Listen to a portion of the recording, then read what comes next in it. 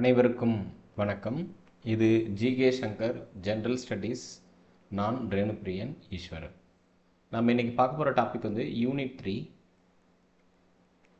3ல் முகலாயர்கள் என்ற ஒரு முக்கியமான டாப்பிக்கை நம்ம பார்க்க இருக்கிறோம். இந்த முகலாயர்கள் என்ற ஒரு டாபிக் வந்து ரொம்பவே இம்பார்ட்டண்டான topic. Though it did not Oscar in group 4 examination. Group 4 தேர்வுகளில் முகலாயர்கள் பற்றி எந்த கேள்வியும் இல்லை அப்படிங்கிற ஒரு எண்ணத்தில் முகலாயர்களை படிக்காமல் விட்டுவிடாதீர்கள். இது ரொம்ப முக்கியமான ஒரு டாப்பிக்கு. ஒரு எக்ஸாமினேஷன்லாம் இன்னொரு எக்ஸாமினேஷனில் கண்டிப்பாக கேட்பாங்க. அடுத்து வரக்கூடிய குரூப் 2A உடைய தேர்வுகளில் ப்ரிலிமினரியில் இதிலிருந்து கேள்விகள் கேட்கறதுக்கு வாய்ப்புகள் இருக்குது. முகலாயர்கள் காலகட்டம் என்பது 1526 துவங்கிறது. முதல் பானிபட்டு போர் காலத்தில் துவங்கி 1707 என்ற காலகட்டத்தில் முடிவடைகிறது என்பது குறிப்பிடத்தக்கது. முகலாயர்களுடைய மேஜர் ரூலர்ஸ் அதுக்கப்புறம் அவங்க கண்டினியூ பண்ணி 1857 வரைக்குமே ரூல் பண்ணியிருக்காங்க அப்படிங்கிற தகவல்களும் இடம்பெறுகிறது அப்படிங்கிறத நாம் பார்க்க முடிகிறது.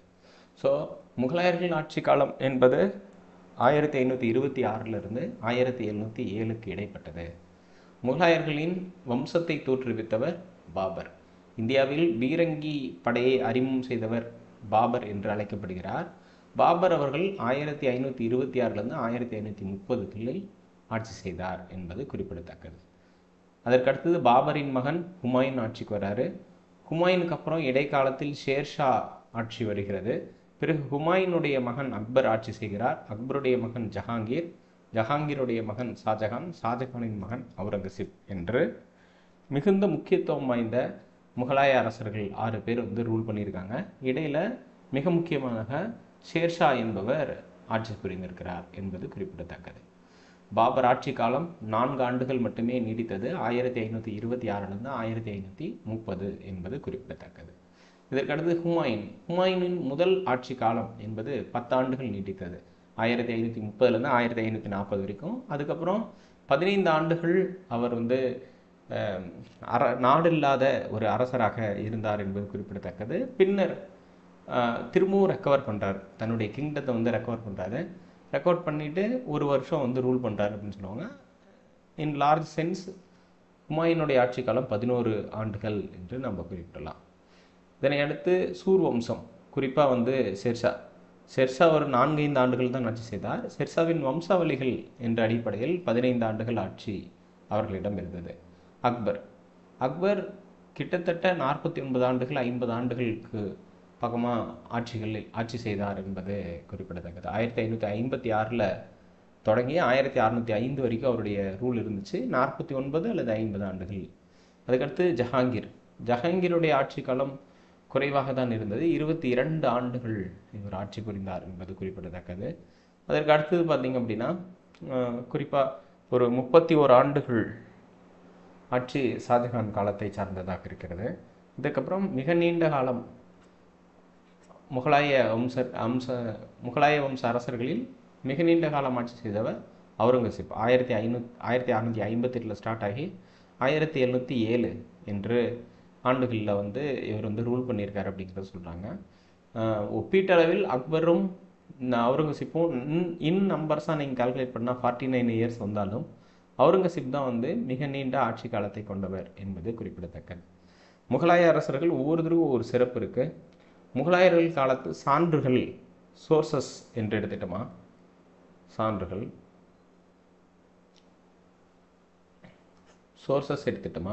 பாபருடைய சுயசரிதை, துசுக்கி பாபரி என்று அழைக்கப்படக்கூடிய பாபருடைய சுயசரிதை எனஃப் டேட்டாஸை வந்து குறிப்பிடுது.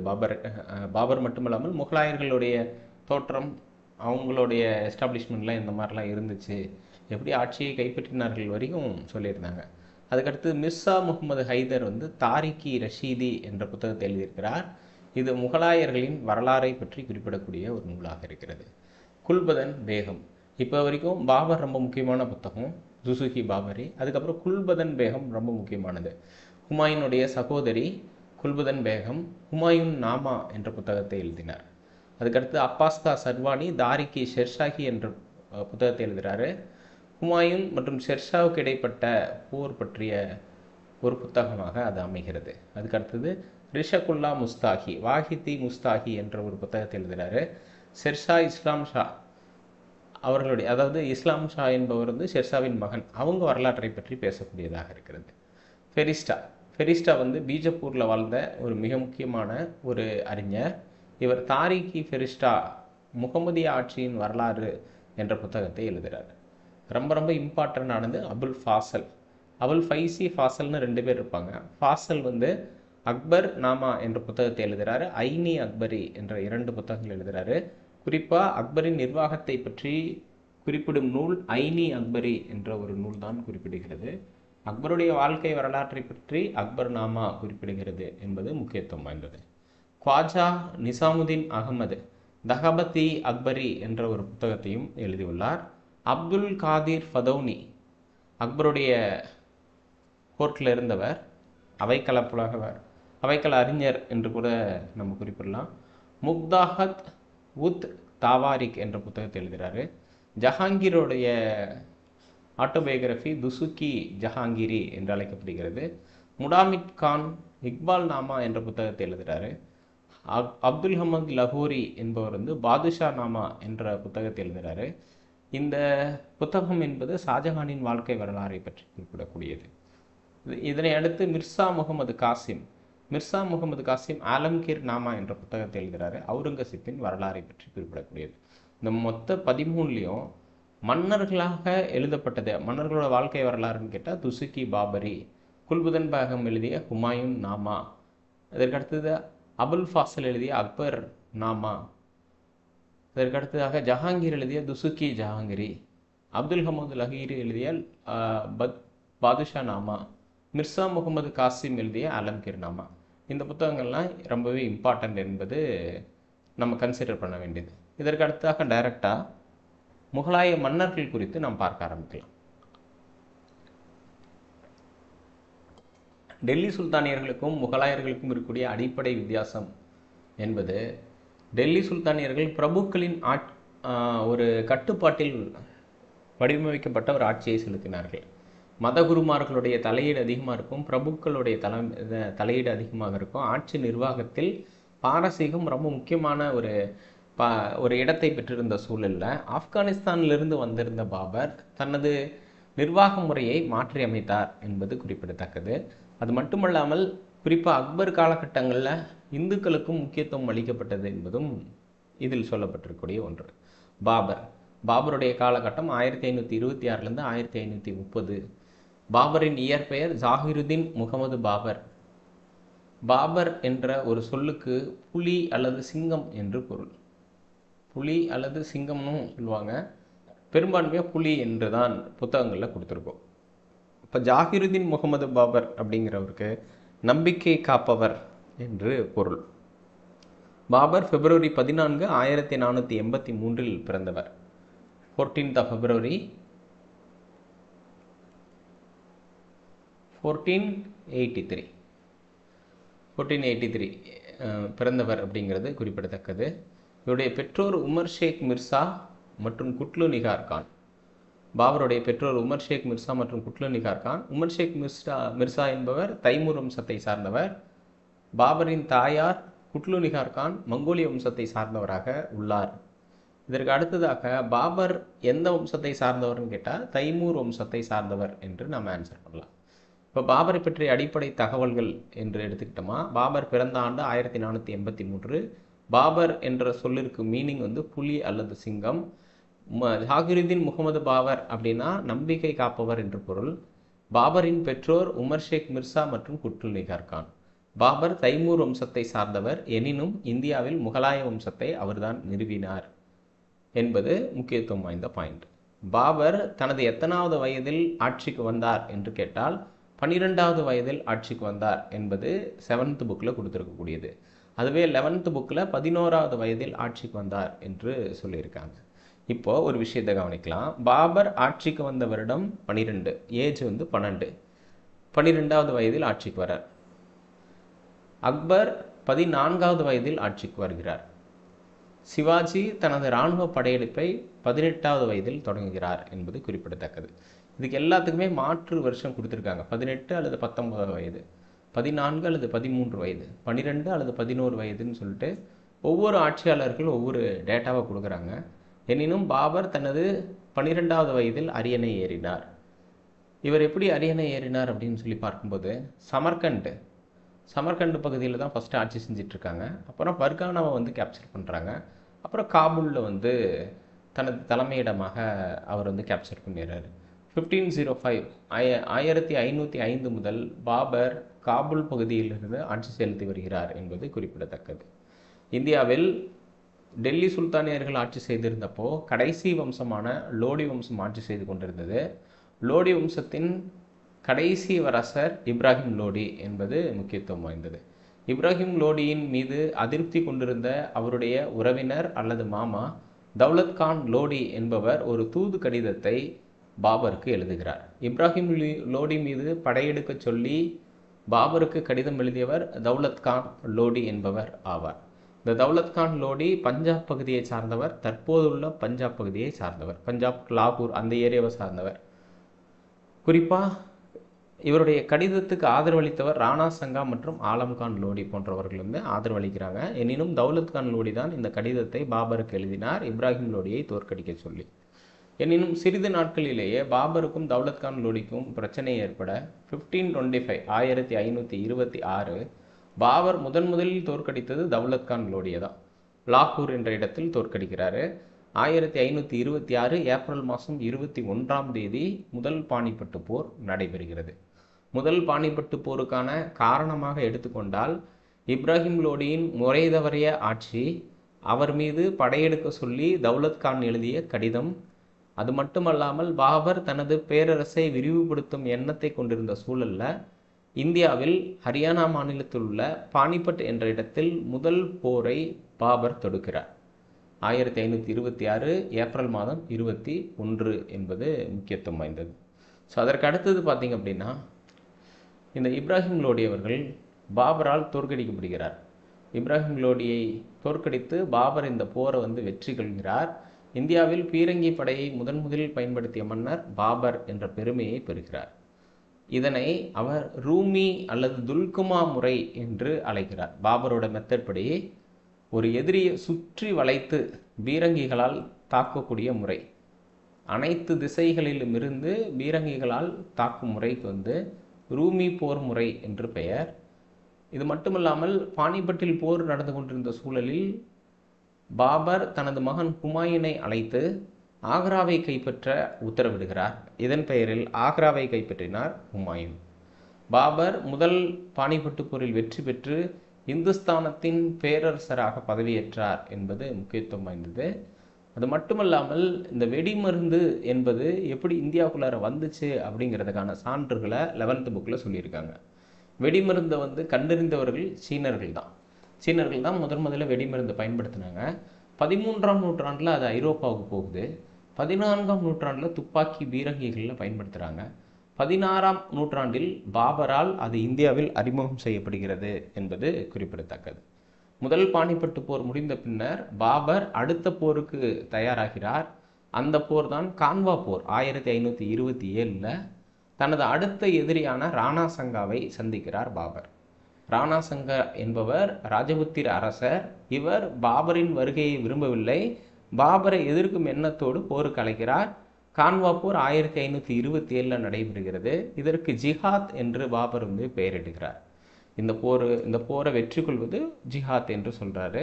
பாபர் ராணா சங்காவை தோற்கடித்து வெற்றி பெறுகிறார். இதன் மூலம் காசி என்ற பட்டத்தை சூடிக்கொள்கிறார் என்பது குறிப்பிடத்தக்கது. இது பழைய புக்கில் கொடுத்துருக்காங்க. டெல்லி சுல்தானியத்திலையும் ஒரு அரசர் காசி என்று பட்டத்தை சூடிக்கொள்வார். அது மட்டுமல்லாமல் தலைமை காசி என்றால் நீதிபதி என்று பொருள். இதெல்லாம் பார்த்துருக்கோம். எனினும் இந்த கான்வா போரை வெற்றி கொண்டு காசி என்ற பட்டத்தை சூடிக்கொண்டவர் பாபர். இதனை அடுத்து சந்தேரி போர் நடைபெறுகிறது. 1528 மேதினி ராய் என்ற ரஜபுத்திர அரசரை தோற்கடித்து வெற்றி கொள்கிறார் பாபர். சந்தேரியை தொடர்ந்து காக்ரா போர் நடைபெறுகிறது. 1529 இப்ராஹிம் லோடியின் சகோதரரான முகமது லோடி தோற்கடிக்கப்படுகிறார். அவருடைய மருமகன், இப்ராஹிம் லோடியோட மருமகன் நஸ்ரத் ஷா, அவரும் வந்து தோற்கடிக்கப்படுகிறார். இப்போ 2 பேர், ஒன்று முகமது லோடி, முகமது லோடி, இப்ராஹிம் லோடியோட பிரதர். ரெண்டாவது வந்து நஸ்ரத் ஷா.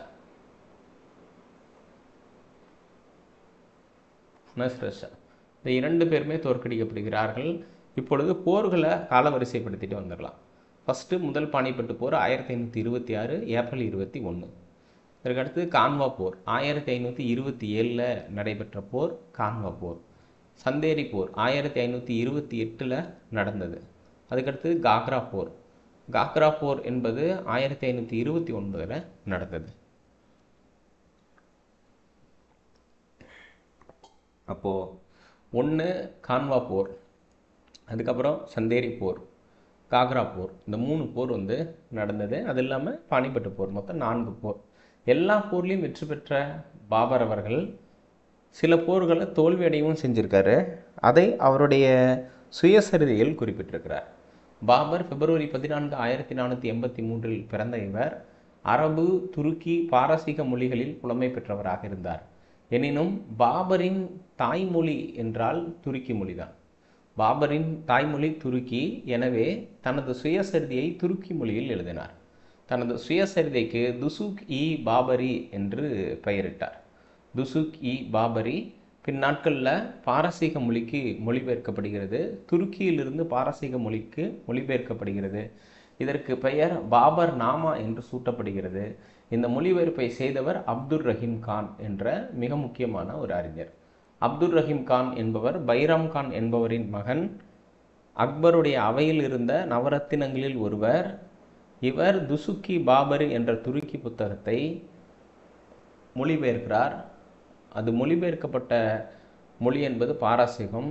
துசுக்கி பாபரி எழுதப்பட்டது துருக்கி மொழியில் எழுதப்பட்டது.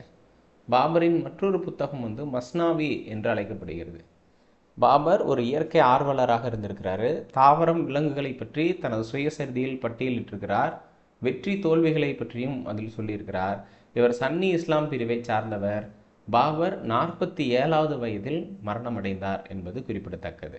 இங்கே ரெஃபரன்ஸ் என்னன்னா, சிவாஜி மரணமடைந்த போது வயது 53, பாபர் மரணமடைந்த போது வயது 47. பாபர் ஆட்சிக்கு வந்த ஆண்டு 12. சிவாஜி அவர்கள் பின்னாட்களில் படிப்போம். சிவாஜி அவர்கள் மராத்திய இராணுவ படையெடுப்பை தொடங்கிய வயது 18. ஒரு ரெஃபரன்ஸ் இருக்கும் 2 பேருக்கும், அந்த மாதிரி கனெக்ட் பண்ணிக்கோங்க. பாபருடைய நினைவிடம் வந்து காபூல், ஆப்கானிஸ்தானில் உள்ளது என்று சொல்லப்பட்டிருக்கிறது. வின்சென்ட் ஆதர் ஸ்மித் என்ற வரலாற்று அறிஞர் பாபரை பற்றி சொல்லும் பொழுது, பாபர் அவர் வாழ்ந்த காலத்தில் ஆசியாவிலேயே சிறந்த அரசராக விளங்கினார் என்ற கூற்று சொல்லப்பட்டிருக்கிறது. பாபர் அவர் வாழ்ந்த காலத்தில் ஆசியாவிலேயே சிறந்த அரசராக வாழ்ந்தார் என்று குறிப்பிடப்பட்டிருக்கிறது. இவ்வளவு சிறப்பான பாபருக்கு ஒரு மிகுந்த பாசத்துக்குரிய மகன் இருந்தார். அவர்தான் ஹுமாயூன். ஹுமாயூன் என்பவர் பாபரின் மகன், குறிப்பாக மூத்த மகன். இவருக்கு உடல் நலன் சரியில்லாமல் போக பாபர் அவர்கள் ஒரு ப்ரேயர் வேண்டிக்கிறாரு. இந்த ப்ரேயரில் என்ன ஆகுது அப்படின்னு கேட்டால், குறிப்பாக தன்னுடைய உயிரை எடுத்துக்கொண்டு தன்னுடைய மகனின் உயிரை தருமாறு கடவுளிடம் பாபர் வேண்டுகிறார். அதன் அடிப்படையில் தான் அவர் இறந்தார் என்ற ஒரு சில குறிப்புகளும் சொல்லப்படுகிறது. ஒரு பயண வழியில் தான் பாபர் இறந்து போகிறாரு. குறிப்பாக ஆக்ராலேருந்து லாகூர் போகிற வழியில் இறந்து விட்டதாக தகவல்கள் சொல்லப்படுது. பாபருக்கு அடுத்து ஹுமாயூன் என்ற ஒரு மிக முக்கியமான முகலாய அரசனை பார்க்கலாம். ஹுமாயூனுடைய ஆட்சி காலம் 2 வகைகளாக பிரிக்கப்படுகிறது. 1530, 1540. திரும்ப 1555லேருந்து 1556 1 ஆண்டு என்ற அளவில் இது வந்து காணப்படுகிறது. அப்போ ஹுமாயூன் என்றால் அதிர்ஷ்டசாலி என்று பொருள். ஹுமாயூன் என்றால் அதிர்ஷ்டசாலி என்று பொருள். இவர் உண்மையில் ஒரு துர்திர்ஷ்டசாலி. பேரில் மட்டும்தான் அதிர்ஷ்டசாலி ஹுமாயூன், ஆனால் உண்மையில் துர்திர்ஷ்டசாலியாக இருக்கார் அப்படிங்கிறத பார்க்க முடியுது. டெல்லி சுல்தானேட் பார்க்கும்போது முகமது பின் துக்ளக் என்ற அரசரை பற்றி பார்த்துருப்போம். முகமது பின் துக்ளக் எப்படி ஒரு துர்திர்ஷ்டவாதியாக இருந்தாரோ அந்த மாதிரி ஹுமாயூனும் துர்திர்ஷ்டவாதியாக இருக்கிறார். 10 ஆண்டுகளில் ஆட்சியை இழந்து விடுகிறார். பாரசீகத்தில் நாடற்றவராக சுற்றி திளைகிறார். திரும்பவும் டெல்லியில் தனது ஆட்சியை கைப்பற்றுகிறார். எனினும் ஒரு தீன்பனா என்ற கோட்டையின் லைப்ரரி படிக்கட்டிலிருந்து தவறி விழுந்து இறந்து விடுகிறார். இதெல்லாம் ஹுமாயூனுடைய ஒரு ஸ்டோரி என்று நம்ம சொல்லலாம். ஹுமாயூன் வாழ்க்கையில் நடந்தது. ஹுமாயூன் பிறந்த இடம் காபூல். பிறந்த ஆண்டு 1508. ஹுமாயூனுக்கு 3 சகோதரர்கள் இருக்காங்க. கம்ரான், அஸ்காரி, ஹிண்டால் என்ற 3 சகோதரர்கள். கம்ரான் காபூல், காந்தகார், பஞ்சாப் ஆகிய பகுதிகளை வைத்து கொண்டார். அஸ்காரி சாம்பல், குஜராத், மால்வா பகுதிகளையும், ஹிண்டால் அல்வார், மேவாட் ஆகிய பகுதிகளையும் பெற்றிருந்தார்கள் என்பது குறிப்பிடத்தக்கது. ஸோ அது மட்டுமல்லாமல் ஹுமாயூன் குஜராத் மீது படையெடுத்து பகதூர் ஷாவை தோற்கடித்து அந்த பகுதியை அஸ்காரிக்கு வழங்கினார் என்பது வரலாறு. இப்போ ஹுமாயூன் தான் மூத்த மகனாக இருக்கிறதுனால பாபருக்கு அடுத்த அரசராக ஹுமாயூன் வந்தார். எனினும் பாபருக்கு அளித்த சத்தியத்தின் அடிப்படையில் தனது சகோதரர்களுடன் பாக பிரிவினையை நியாயமாக மேற்கொண்டார் என்பது குறிப்பிடத்தக்கது. இதுக்கடுத்தது நிகழ்வுகள் அடிப்படையில் 1523 இப்போ இவர் ஆட்சிக்கு வந்த ஆண்டு எப்படின்னு பார்த்தோமா 1530. எனினும் 1523 இவர் தனது தந்தையின் கீழ் ஒர்க் பண்ணிட்டு இருக்கிறாரு. ஹுமாயூன் தௌரா என்னும் இடத்தில் ஆப்கானியரை தோற்கடிக்கிறாரு. அது மட்டும் இல்லாமல் பின்னாட்களில் சூர்னார் என்ற கோட்டையை முற்றுகையிடுகிறார். இந்த சூர்னார் கோட்டையை முற்றுகையிட்டு அதை கைப்பற்ற நிற்கும் நேரத்தில் ஷெர்ஷா என்பவர் ஹுமாயூனுடன் பேச்சுவார்த்தை நடத்துகிறார். சாதுரியமாக பேசி அந்த ஒரு ஒப்பந்தத்தை மேற்கொள்கிறார். அதுக்கு பேர் சூர்னார் கோட்டை ஒப்பந்தம்னே பேர். இதன் அடிப்படையில் ஷெர்ஷாவை மன்னித்து விட்டு விடுகிறார் என்பது ஹுமாயூனை பற்றியதாக இருக்கிறது. அதுக்கடுத்து சௌசா. இந்த சௌசா போர் என்பதன் விளைவு என்னங்கிறத பார்க்கலாம். அதாவது ஹுமாயூனால் மன்னித்து விடப்பட்ட ஷெர்ஷா என்பவர் பின்னாட்களில் மிகப்பெரிய போர் வீரராக வளர்ந்து விடுகிறார். அவருக்கும் ஷெர்ஷாவிற்கும் ஹுமாயூனுக்கும் இடையில் சௌசா என்ற இடத்தில் போர் நடைபெறுகிறது. சௌசா போர் என்று அழைக்கப்படும். சௌசா போர் 1539 நடைபெற்றது. இதில் ஹுமாயூன் ஷெர்ஷாவை எதிர்கொண்டார். இந்த போரில் ஹுமாயூன் தோற்கடிக்கப்பட்டு 7000 வீரர்களை இழந்தார். கங்கை ஆற்றில் நீச்சல் அடித்து உயிர் தப்பினார் என்று புத்தகத்தில் கொடுத்துருப்பாங்க. இந்த இடத்துல நோட் பண்ணிக்க வேண்டியது என்னென்னா, பாபர் காலத்தில் நடந்த போர்கள் ஹுமாயூன் காலத்தில் நடந்த போர்கள் என்று நாம் பார்க்க முடிகிறது. பாபர் காலத்தில் ஒரு 4 போர்கள் நடந்தது. ஹுமாயூன் காலத்தில் 2 போர்கள் நடந்தது. மொத்தம் 6 போர்கள். 6 போர்களில் யார் வெற்றி பெற்றார், யார் தோல்வியடைந்தார், எந்த ஆண்டுகளில் நடைபெற்றது, அதற்கான காரணங்கள் என்ன என்பதை தெளிவாக தெரிந்து கொள்ள வேண்டும். அப்போ சௌசா போர் என்பது ஷெர்ஷாவிற்கும் ஹுமாயூனுக்கும் இடையில் நடைபெற்ற போர். அதற்கடுத்தது கன்னோசி போர். கன்னோசி போர் 1540 நடைபெற்றது. தனது சகோதரர்களின் ஆதரவை பெற்றுக்கொண்ட ஹுமாயூன் மறுபடியும் ஷெர்ஷாவை எதிர்கொள்கிறார். இந்த முறையும் ஷெர்ஷா ஹுமாயூனை தோற்கடித்து டெல்லியை கைப்பற்றி கொண்டார். ஹுமாயூன் 15 ஆண்டுகளாக நாடற்ற அரசராக மாறினார். பாரசீகத்தில் 15 ஆண்டுகளாக நாடோடியாக வாழ்ந்து கொண்டிருந்த இவர் 1540 ஹமீதா பானு பேகம் என்பவரை திருமணம் செய்து கொண்டார். இவர்களுக்கு அக்பர் என்ற மகன் அமரக்கோட்டையில் பிறந்தார் 1542 என்பது குறிப்பிடத்தக்கது. 1542 அக்பர் பிறக்கிறாரு. நாடோடி வாழ்க்கையில் வாழ்ந்து கொண்டிருக்கிறார் ஹுமாயூன். எப்படியாவது தான் இழந்த பகுதிகளை மீட்டுவிட வேண்டும் என்று ஹுமாயூன் நினைத்து கொண்டிருந்த வேளையில் அதற்கான சரியான காலகட்டம் வந்தது. 1555 டெல்லியின் மீது படையெடுக்கிறார். ஹுமாயூனுக்கு உதவிய பாரசீக அரசர் ஷா தாமஸ் என்ற பாரசீக அரசனின் உதவியுடன் டெல்லியை தாக்கி சூர் வம்சத்தினரை தோற்கடித்து ஹுமாயூன் ஆட்சியை கைப்பற்றுகிறார். ஹுமாயூன் டெல்லிக்கு அருகில் தீன்பனா என்ற கோட்டையை கட்டுகிறார். தீன்பனா என்ற கோட்டையை கைப்பற்றாரு. அதுக்கப்புறம் தீன்பனா கோட்டையோடைய லைப்ரரி படிக்கட்டிலிருந்து ஒரு நாள் தடுக்கி விழுந்து இறந்து விடுகிறார். 1556 ஹுமாயூன் இறந்தார் என்பது குறிப்பிடத்தக்கது. இப்போ ஹுமாயூனுடைய வாழ்க்கை என்பது அவர் வெற்றி அடைந்திருந்தாலும் அந்த வெற்றியை அவரால் கொண்டாட முடியாத அளவுக்கு தான் அந்த சூழல் இருந்தது என்று ஹுமாயூனை எஸ்டிமேட் பண்ணக்கூடியவர்களாக இருக்கிறாங்க. ஹுமாயூன் 15 ஆண்டுகள் நாடோடி வாழ்க்கை என்பது வரலாற்று அறிஞர்களால் பல்வேறு முறைகளில் குறிப்பிடப்பட்டது என்பது முக்கியத்துவம் வாய்ந்தது. ஸ்டான்லி லான்ஃபுல் சொல்கிறார், வாழ்க்கை முழுவதும் தடுமாறிய ஹுமாயூன் வாழ்க்கையை விட்டே தடுமாறி விட்டார் என்று. ஹுமாயூனின் இறப்பை வந்து ஸ்டான்லி லான்ஃபுல் என்ற வரலாற்று ஆசிரியர் சொல்கிறாரு. ஹுமாயூன் காலத்தில் ஜமாலி மசூதி, இஷாகான் மசூதி ஆகியவை கட்டப்பட்டது. அது மட்டும் இல்லாமல் மீர் சையத் அலி, அப்துல் சமாத் என்ற பாரசீக ஓவியர்கள் ஹுமாயூனின் அவையில் இருந்தவர்கள் என்பது முக்கியத்துவம் வாய்ந்த தகவல். ஹுமாயூனுடைய மனைவியோட பேர் வந்து ஹாஜி பேகம். ஹுமாயூனுடைய சகோதரியோட பேர் குல்பதன் பேகம். குல்பதன் பேகம் தான் ஹுமாயூன் நாமா என்ற புத்தகத்தை எழுதினார்கள். ஹுமாயூன் நாமா ஹுமாயூன் நாமா என்ற புத்தகத்தை எழுதியவர் வந்து குல்பதன் பேகம். நெக்ஸ்ட்டு சூர் வம்சம். சூர் வம்சம் வந்து 1540 1555 இடைப்பட்ட 15 ஆண்டுகளில் ஆட்சி செய்யப்பட்டது. சூர் வம்சத்தின் மிக முக்கியத்துவம் வாய்ந்த அரசர் ஷெர்ஷா என்பவர். ஷெர்ஷா என்பவர் அல்லது ஷேர்ஷா என்பவர் தனது சீர்திருத்தங்களுக்கு புகழ் பெற்றவராக இருக்கிறார். 1540 15 ஆண்டுகள் 1545 இந்த ஆண்டுகளுக்கு இடைப்பட்ட ஒரு ஆட்சியை 5 ஆண்டுகள் தான், 15 தப்பா சொல்லிட்டேன், 5 ஆண்டுகள் தான் வந்து ஷெர்ஷா வந்து ஆட்சி செய்தார். ஷெர்ஷாவுடைய இயற்பெயர் வந்து ஃபரீத். 1472 பிறக்கிறாரு. ஷெர்ஷாவின் தந்தை ஹசன் கான் சூரி சசாரம், பீகாருக்கு அருகில் உள்ள சசாரம் என்ற பகுதியை சார்ந்தவர். இவருக்கு ஷெர்கான் என்ற பட்டத்தை வழங்கியவர் வந்து முகமது நிகானி. பீகாருடைய ஆட்சியாளராக இருந்த முகமது நிகானி தான் இந்த பட்டத்தை வந்து வழங்குகிறாரு.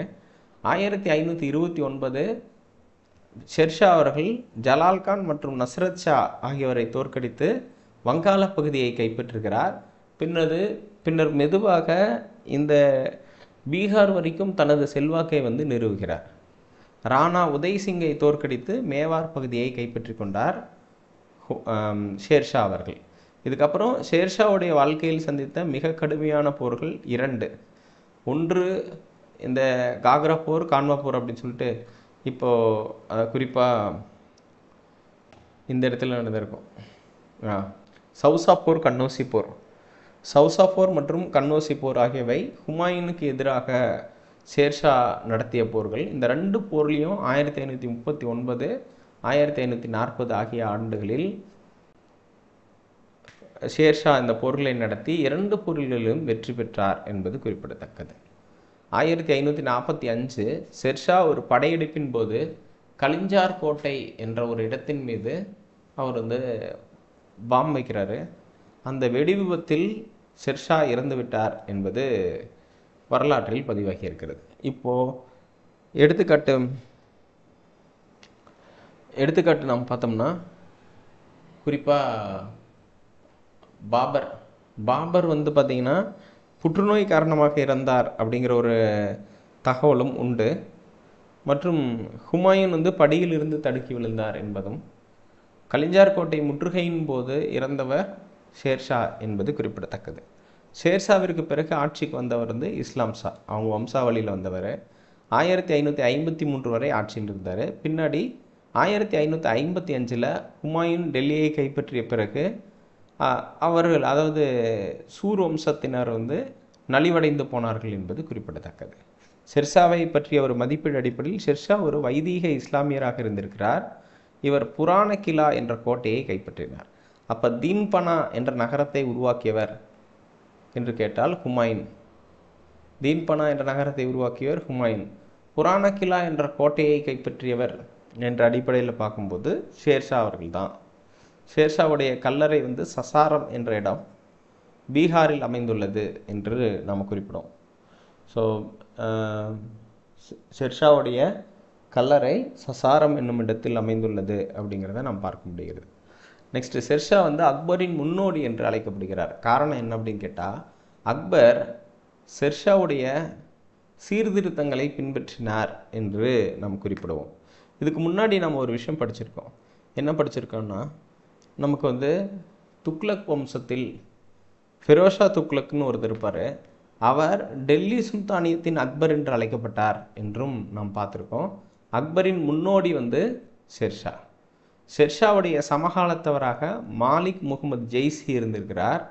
இவர்தான் பத்மாவத் என்ற நூலை வந்து இயற்றினார் என்பது குறிப்பிடத்தக்கது. ஷெர்ஷாவுடைய சீர்திருத்தங்கள் என்னன்னு பார்க்கலாம்.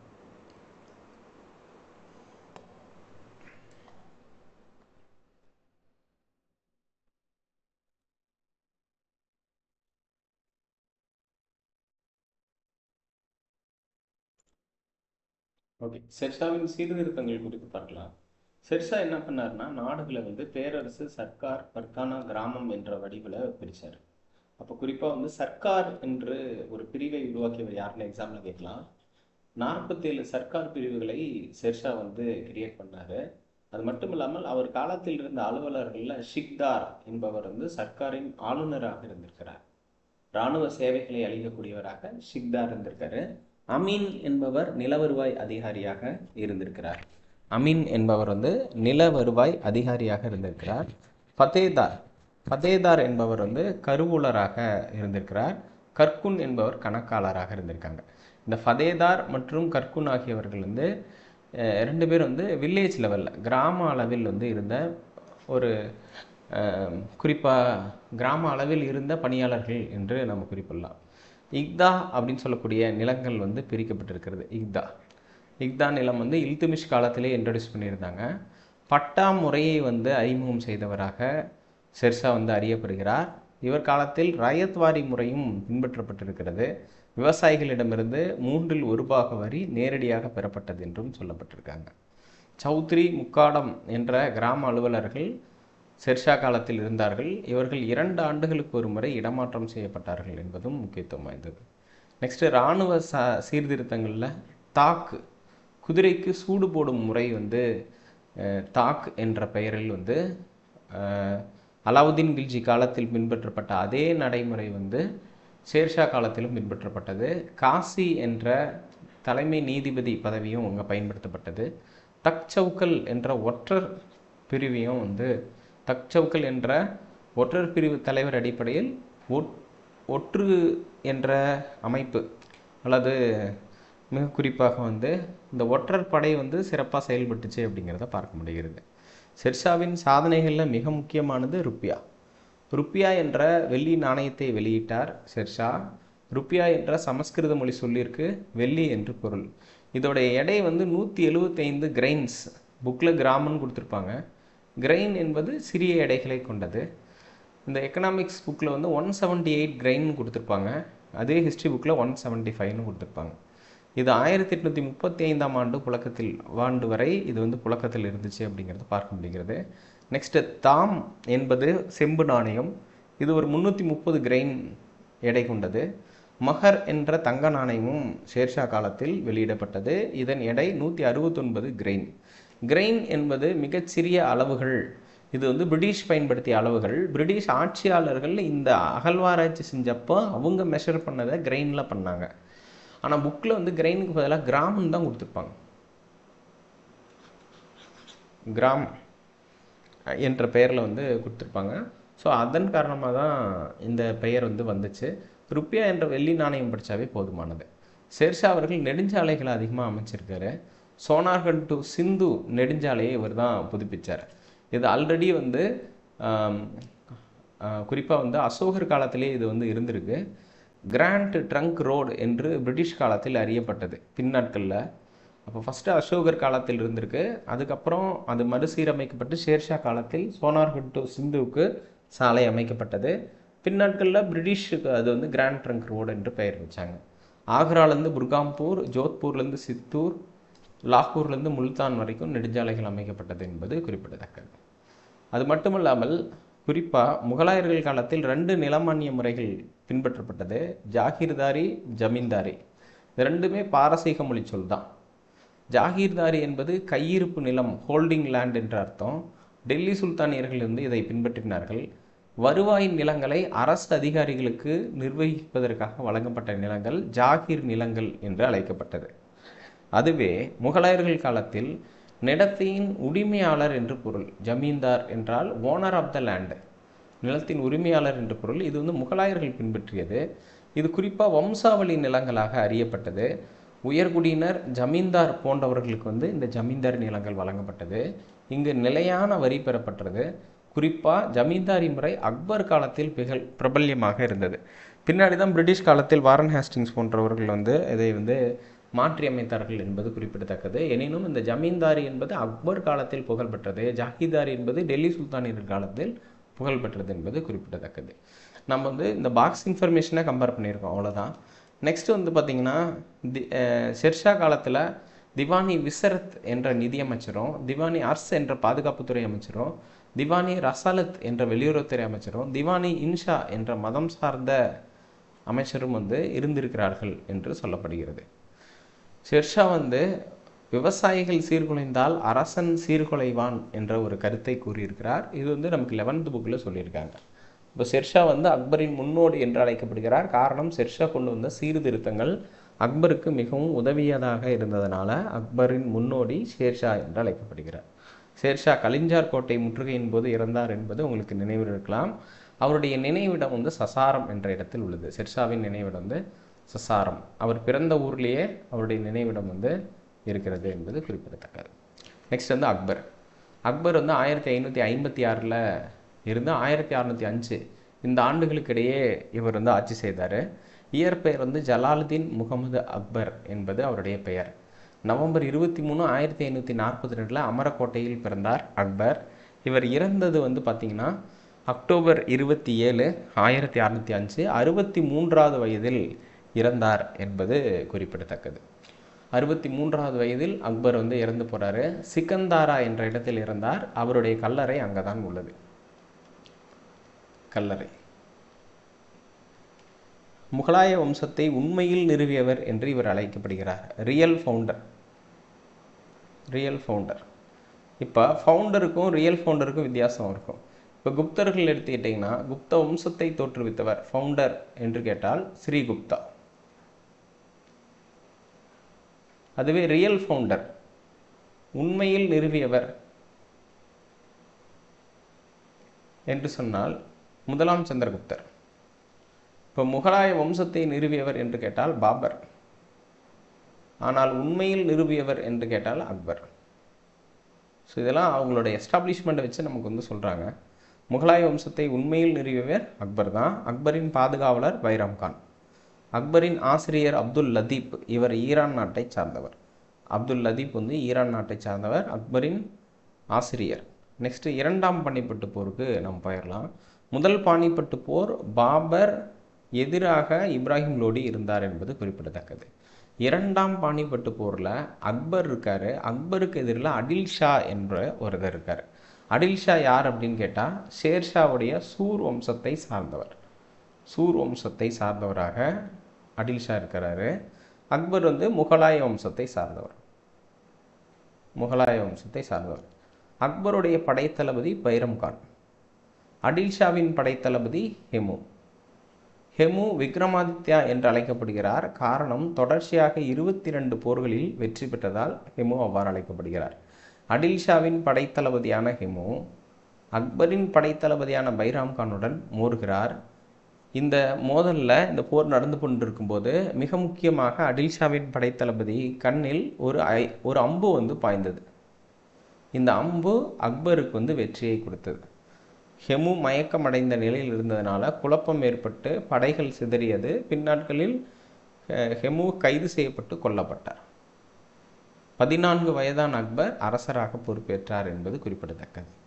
அக்பருடைய முதல் 4 ஆண்டுகள் பைரம் கானும், அடுத்த 4 ஆண்டுகள் மாகமனாகா என்ற 2 பேர் வந்து கட்டுப்படுத்தினார்கள். பைரம் கான் 1556 1560 வரை அக்பரை வந்து கட்டுப்படுத்துகிறார். இந்த 4 ஆண்டுகள் குறிப்பாக வந்து பைரம் கான் கட்டுப்படுத்திய சூழலில் அக்பர் பைரம் கானுக்கு எதிராக ஃபார்மன் என்ற அறிக்கையை வெளியிடுகிறார். பதவி நீக்கம் செய்து உத்தரவிடுகிறார். பைரம் வந்து மெக்காவுக்கு வந்து செல்லும் வழியில், பைரம் கான் வந்து மெக்காவுக்கு செல்லும் வழியில் ஆப்கானியர் ஒருவரால் கொல்லப்பட்டார் என்பது குறிப்பிடத்தக்கது. பைரம் கானின் மகன் அப்துல் ரஹீம் கான் என்பவருக்கு அக்பர் தனது அரசவையில் ஒரு பதவி கொடுக்கிறார். அந்த பதவி கானன் என்ற பதவி. அக்பருடைய சமகாலத்தவராக யாரெல்லாம் இருந்திருக்காங்கன்னு கேட்டால் இங்கிலாந்து அரசி எலிசபெத், பிரான்ஸ் அரசர் 4ஆம் ஹென்றி, ஷேக்ஸ்பியர், பாரசீக மன்னர் மகா அப்பாஸ் என்று சொல்லியிருக்காங்க. ஸோ அது மட்டும் இல்லாமல் அக்பர் காலத்தில் ஸ்பெயின், நெதர்லாந்து போன்ற இடத்தில் கிளர்ச்சிகள்லாம் கூட நடைபெற்றது என்று சொல்லியிருக்காங்க. ஸோ அக்பரின் சமகாலத்தவர் Elizabeth, queen Elizabeth, Henry, Shakespeare, மகா அப்பாஸ் ஆகியவர்கள் இருக்கிறாங்க. அடுத்தது அக்பருடைய அடுத்த 4 ஆண்டுகளை கட்டுப்படுத்தியவர் அவருடைய சிற்றன்னை மாகம் அனாகா. இதை அந்தபுர ஆட்சின்னு சொல்லுவாங்க. 1560 64 அக்பர் 4 ஆண்டுகள் அனாகாவால் கட்டுப்படுத்தப்பட்டார். மாகம் அனாகா ஆதம் கான் என்பவரை அடுத்த அரசராக நியமிக்கலாம் என்று கருதப்பட்ட நிலையில் அக்பர் ஆதம் கானை கொலை செய்தார். இப்போ ஆதம் கானை கொன்றவர் யாருன்னு கேட்டால் அக்பர். அக்பர் தனது இருப்பை நிரூபித்து கொள்ள இதை செய்ய வேண்டிய சூழலுக்கு உள்ளானார் என்பது குறிப்பிடத்தக்கது.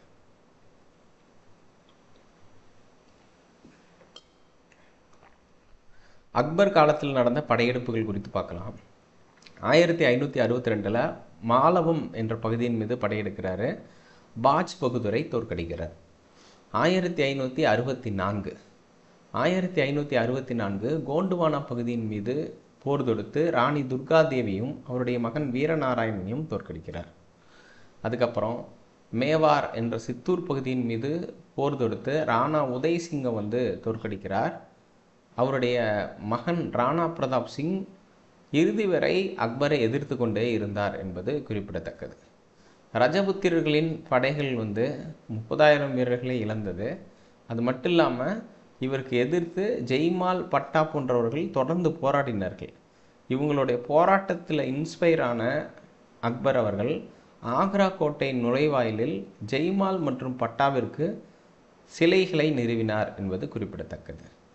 இதுக்கப்புறம் ரன்தம்பூர், கலிஞ்சார், பிக்னீர், ஜோத்பூர், ஜெய்சால்மர் ஆகிய ரஜபுத்திர பகுதிகள் அக்பரிடம் சரணடைந்தன என்பது குறிப்பிடத்தக்கது.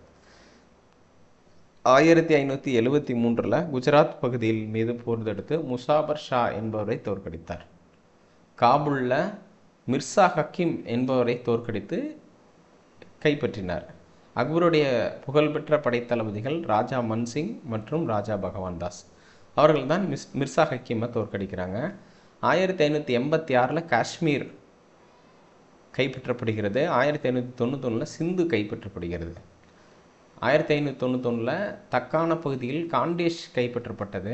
பெரார் பகுதியில் சந்த் பிபி தோற்கடிக்கப்பட்டு அந்த பகுதியும் கைப்பற்றப்பட்டது. அகமது நகர் ஆளுநராக இருந்த முசாபர் ஷா தோற்கடிக்கப்பட்டு அதுவும் கைப்பற்றப்பட்டது என்பது குறிப்பிடத்தக்கது.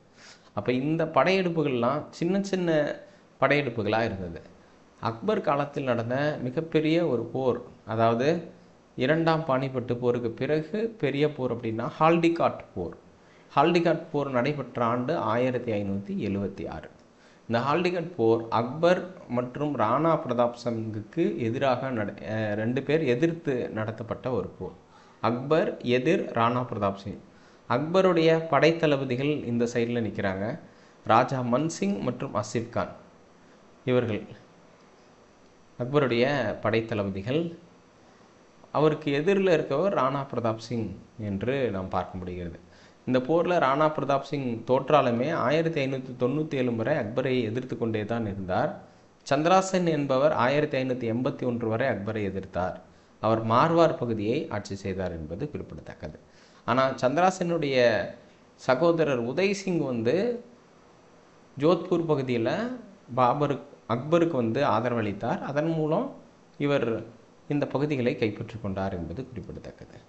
அக்பர் தனது குஜராத் வெற்றியின் நினைவாக பதேபூர் சிக்ரி என்ற ஒரு புதிய நகரத்தை கட்டினார். மன்னிச்சுக்கோங்க, புலந்தர் வாசா என்பதை வெற்றி தூணாக இருக்கும். திரும்ப சொல்கிறேன், அக்பரின் தலைநகரம் பதேபூர் சிக்ரி. இது பழைய தலைநகரம் ஆக்ரா. ஆக்ராவிலிருந்து தலைநகரத்தை பதேபூர் சிக்ரிக்கு மாற்றிட்டார். அந்த பதேபூர் சிக்ரியில் வெற்றி வளைவை ஒன்று கட்டினார். அதற்கு பேர் புலந்தர் வாசா என்று பெயர். புலந்தர் வாசா என்று அழைக்கப்படக்கூடிய சிவப்பு நிற கல்களால் ஆன வெற்றி நுழைவாயிலை பதேபூர் சிக்ரியில் நிறுவினார். குஜராத் வெற்றியின் நினைவாக என்று சொல்லப்படுகிறது. இதுக்கடுத்தது ரஜபுத்திர கொள்கைகள். அக்பர் காலத்தில் ஜிஸ்யா வரி நீக்கப்பட்டு சதி முறை வந்து தடை செய்யப்பட்டது. ரஜபுத்திரர்களுடன் திருமண உறவுகள் வந்து ஏற்படுத்தப்பட்டது என்பது குறிப்பிடத்தக்கது. குறிப்பாக அக்பர் வந்து ஆம்பர் நாட்டு இளவரசி ஹர்காபாயை வந்து திருமணம் செய்து கொண்டார் என்பது குறிப்பிடத்தக்கது. ஹர்காபாய்க்கு மற்றொரு பெயர் ஜோத்பாய் என்ற பெயரும் இருக்குது. ஹர்காபாயோடைய தந்தை ராஜா பார்மால். அது மட்டும் இல்லாமல் சலீம் என்பது அக்பரின் மகன். அக்பர் ஜோத்பாய் இணையரின் மகன் யாருன்னு கேட்டால் சலீம். ராஜா பகவான் தாஸ் வந்து படைத்தளபதி. ராஜா மன்சிங் என்பவர் படைத்தளபதி. ராஜா தோடர்மால் வருவாய்த்துறை அமைச்சர். ராஜா பீர்பால் நம்பிக்கைக்குரிய நண்பர். இது எல்லாமே பார்த்தீங்க அப்படின்னா ரஜபுத்திரர்களுடனான உறவை வந்து வெளிப்படுத்தக்கூடியதாக இருக்கிறது. ரஜபுத்திரர்கள் 4 தலைமுறைகளாக முகலாயர்களுக்கு சேவை செய்தார்கள். முகலாய அமைச்சரவையின் கூட கிடையாது, படையில் 15% ரஜபுத்திர பிரபுக்கள் இருந்தார்கள் என்று ஒரு டேட்டா வந்து சொல்லுது. அக்பருடைய சமய கொள்கைன்னு எடுத்துக்கிட்டிங்கன்னா அக்பர் ஒரு வைதீக இஸ்லாமியராக இருந்திருக்கிறார். எனினும் அவர் சுல்-இ-குல் என்ற ஒரு கொள்கையை பின்பற்றினார். அக்பருடைய சமய கொள்கை வந்து சுல்-இ-குல் அப்படின்னா அனைவருக்கும் அமைதி என்று பெயர். அக்பருடைய சமகாலத்தவராக இருந்த ஒரு அறிஞர் பதௌனி, இவர் வந்து அக்பர் கடுமையாக விமர்சிக்கிறார். காரணம் என்ன அப்படின்னா அக்பருடைய கொள்கைகள் எல்லாமே இஸ்லாமுக்கு விரோதமாக இருக்குது. எனவே அக்பர் இஸ்லாமை புறக்கணித்தார் என்று குற்றம் சாட்டினார் பதௌனி. அதுக்கு அடுத்தது 1562 ஜிஸ்யா வரி நீக்கப்படுது. 1563 புனித பயண வரியும் நீக்கப்படுது.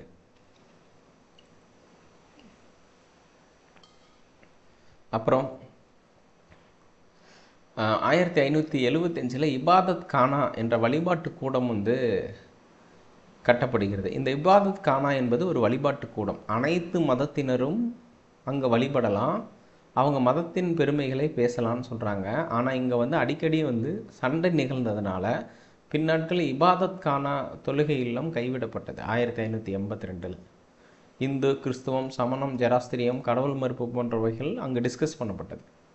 1579 தவறுபடா ஆணையை வந்து அக்பர் வெளியிடுகிறார். இந்த தவறுபடா ஆணை என்பது மக்கள் எந்த மதத்தை விரும்புகிறார்களோ அந்த மதத்தை பின்பற்றி கொள்ளலாம் என்பது. நெக்ஸ்ட்டு தீன் இலாஹி என்ற ஒரு புதிய மதத்தையே, ஓரிரை கோட்பாட்டையே அக்பர் வந்து தோற்றுவிக்கிறார். 1582 வந்து தோற்றுவிக்கிறார். இதில் இந்த தீன் இலாஹிங்கிறது காமனாக சொல்லப்படக்கூடிய பெயர். ஆனால் பதௌனி மற்றும் அக்பருடைய குறிப்புகளிலிருந்து நம்ம எடுத்து பார்த்தோமா அது தௌஹீத் இலாஹி அப்படின்னு சொல்லக்கூடிய பெயரில் வந்து இருக்குது.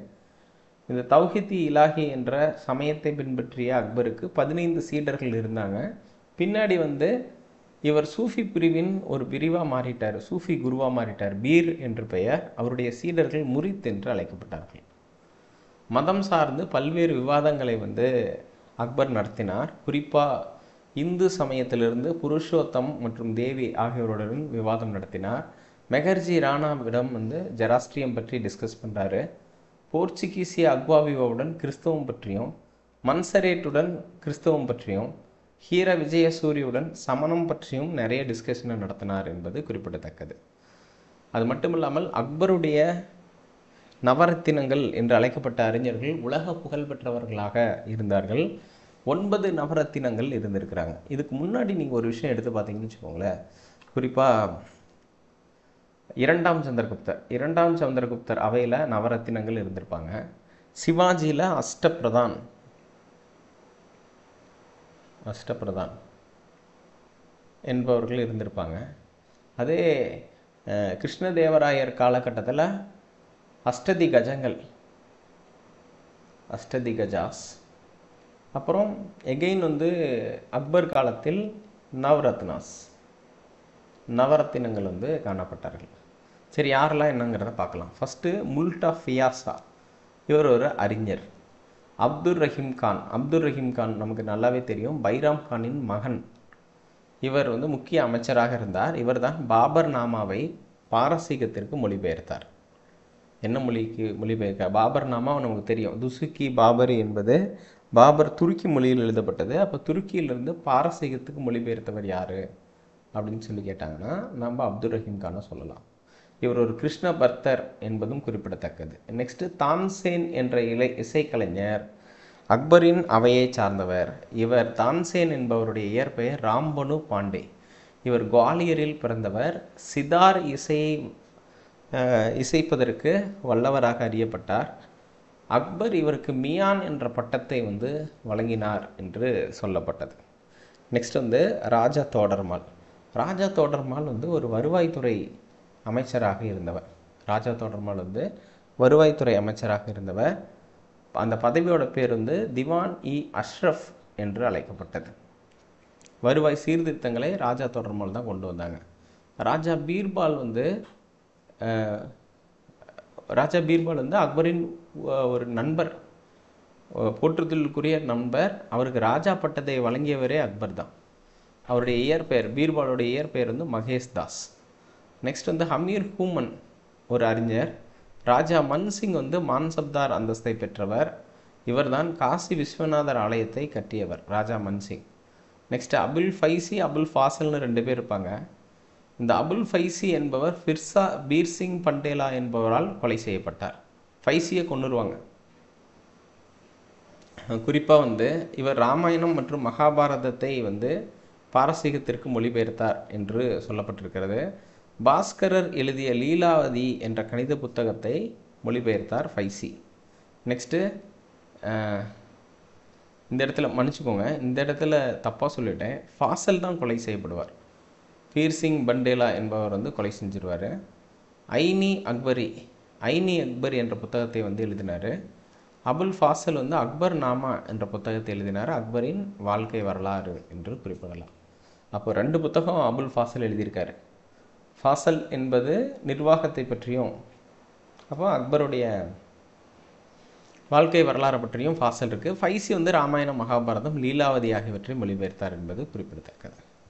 இப்போது அக்பர் காலத்தில் வந்த நிர்வாக சீர்திருத்தங்களில் ரொம்ப முக்கியமானது மான்சப்தாரி. இது ஒரு இராணுவ அந்தஸ்து முறை. 1571 வந்துச்சு. மான்சப்தாரியில் ஜாட், சவார் அப்படின்னு சொல்லக்கூடிய 2 பிரிவுகள் இருந்துச்சு. ஜாட் என்பது இராணுவ வீரர்களின் எண்ணிக்கையுடன் தொடர்புடையதாக இருந்தது. 10 முதல் 10,000 வீரர்களை கொண்டதாக இருந்தது. சவார் என்பது 2 குதிரைகளை, சவார் என்பது குதிரைகளின் எண்ணிக்கையை பொறுத்தவர்களாக இருந்தது அப்படிங்கிறத நாம் பார்க்க முடியுது. இப்போ ஜாட்டு, சவார் அப்படின்னு சொல்லக்கூடிய 2 பிரிவுகள் இருந்துச்சு. ஸோ அதை வச்சு இவங்க சொல்கிறாங்க. அதுக்கடுத்தது சம்பளம் பணமாக நிர்ணயிக்கப்பட்டது. ஜாகீர் நிலங்களும் வழங்கப்பட்டது. ஜமீன்தாரி மான்சப்தாரி முறை என்பது வம்சாவளி சார்ந்தது அல்ல அப்படிங்கிறதையும் சொல்கிறாங்க. ரஜபுத்திரர்கள், இந்திய முஸ்லீம்கள் போன்றவர்கள் இந்த அந்தஸ்தை பெற்றார்கள்.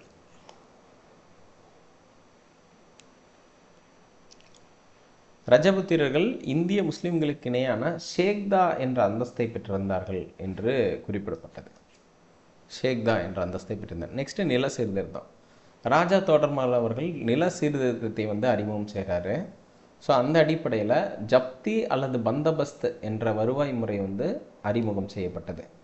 1580 தாஷலா என்ற ஒரு முறை அறிமுகம் செய்யப்படுது. அப்போ ஜப்தி, பந்தபஸ்து, தாஷலா ஆகிய முறைகள் அக்பர் காலத்தில் வந்தது. இதில் 3இல் 1 பாக வரி விதிக்கப்பட்டது. குபுலியாத் என்ற நில ஒப்பந்தமும் உருவாக்கப்பட்டது என்பதும், அதுக்கப்புறம் எப்படி விவசாயம் செய்கிறாங்க, வேளாண்மை எப்படி நடக்குதுங்கிறத பொறுத்தும் இங்கே வரிகள் விதிக்கப்பட்டிருக்கிறது. இப்போ எடுத்துக்காட்டு பார்த்திங்கன்னா, போலச்சுங்கிறது ஒவ்வொரு ஆண்டும் பயிர் செய்யக்கூடியவர்கள். அப்போ அவங்களுக்கு ஒவ்வொரு வருஷமும் வரி விதிக்கப்பட்டது. பரௌத்திங்கிறது 2 ஆண்டுகளுக்கு ஒரு முறை தான் அறுவடை. அப்போ 2 ஆண்டுகளுக்கு ஒரு முறை விதிக்கப்பட்டது. சாச்சார் என்பது 3 முதல் 4 ஆண்டுகளுக்கு ஒரு முறை. பாஞ்சார் என்பது 5 ஆண்டுகளுக்கு ஒரு முறை நில ஒப்பந்தங்கள் இருந்தது அப்படிங்கிறத பார்க்க முடிகிறது. நெக்ஸ்ட் ஜஹாங்கீர் குறித்து பார்க்கலாம்.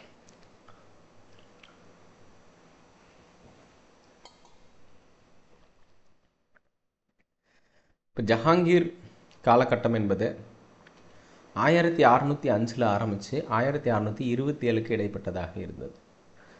ஜஹாங்கீருடைய ஆட்சி காலகட்டம். ஜஹாங்கீருடைய இயற்பெயர் சலீம்.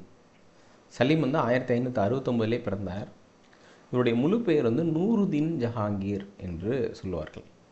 நூருதீன் ஜஹாங்கீர் என்பவருக்கு வந்து உலகினை வென்றவர் என்று அழைக்கப்படுகிறார். அப்போ ஆலம்கீர் என்பது உலகினை கைப்பற்றியவர் என்று சொல்லுவார்கள். ஆனால் இங்கிலீஷில் நீங்கள் பார்த்தீங்கன்னா ரெண்டுமே conqueror of the world, conqueror of the world, conqueror of the world. ஆலம்கீர்னாலும் இதே மீனிங் தான், ஜஹாங்கீர்னாலும் இதே தான் மீனிங்கு. பின்னாடி வரும்போது நம்ம பார்க்கலாம். ஸோ அக்பர் இவரை வந்து சலீம் பாபா என்று அழைத்தார். ஜஹாங்கீர் மன்பாய் என்பவரை வந்து திருமணம் செய்து கொண்டார் என்பது குறிப்பிடத்தக்கது. பகவான் தாஸுடைய மகள்.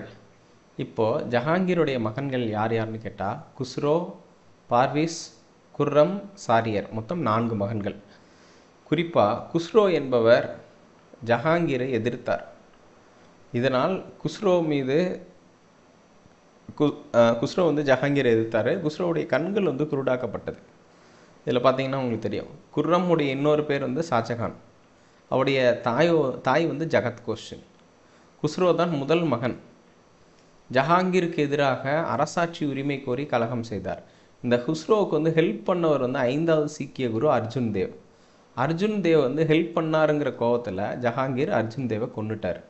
அப்போ ஜஹாங்கீர் அர்ஜுன் தேவை கொன்றார் என்று சொல்லியிருக்காங்க. அதுக்கு காரணம் குஸ்ரோ தான். குஸ்ரோ வந்து ஜஹாங்கீருக்கு எதிராக கலகம் செய்தார்.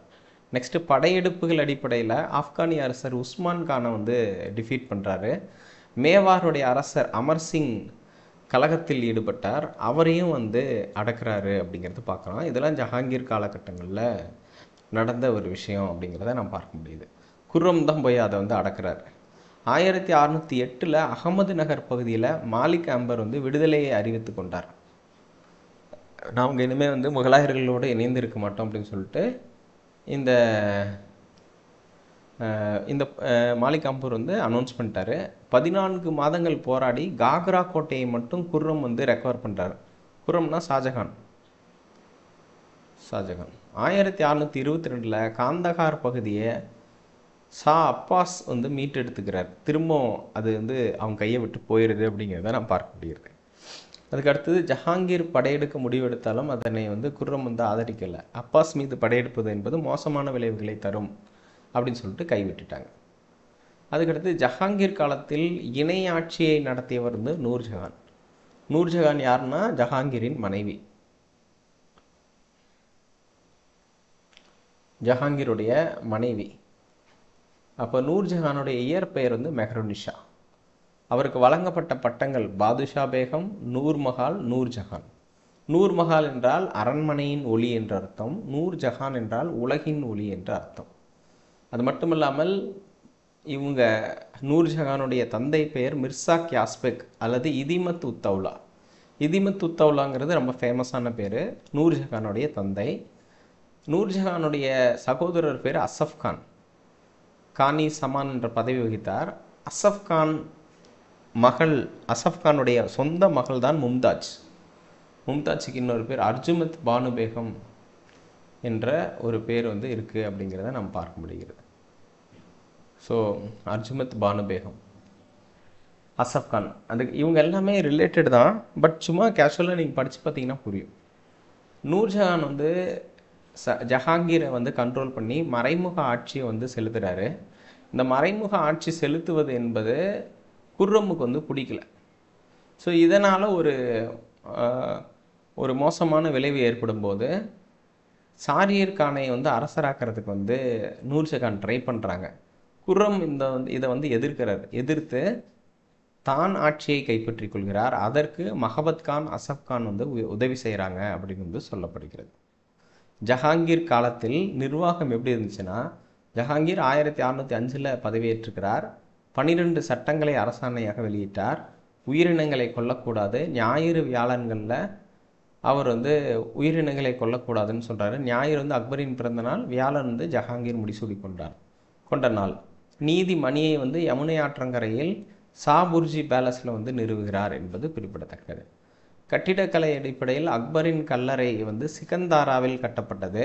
அக்பரே ஸ்டார்ட் பண்ணிட்டாரு. அக்பர் இறந்த பிறகு அவருடைய மகனான ஜஹாங்கீர் சிகந்தாராவில் கட்டி முடித்தார். இதிமத் உத்தவுலா என்ற கல்லறை இது வந்து வெண்ணிற கற்களால் ஆனது, ஆக்ராவில் கட்டப்பட்டது. இதனை கட்டியவர் நூர்ஜஹான். எனினும் இது யார் ஆட்சியில் கட்டப்பட்டது என்று கேட்டால் ஜஹாங்கீர் ஆட்சியில் தான் கட்டப்பட்டது. லாகூர் பெரிய மசூதி, ஷாலிமர், நிஷாமத் பார்க். இந்த ஷாலிமருங்கிறது லாகூர்லேயும், நிஷாத் என்பது காஷ்மீர்லேயும் உள்ள தோட்டம்.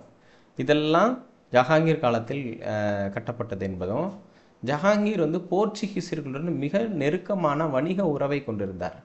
இதன் காரணமாக ஜஹாங்கீர் ஆங்கிலேயர்களுடன் வணிகம் செய்வதை தவிர்த்து கொண்டே வந்தார்.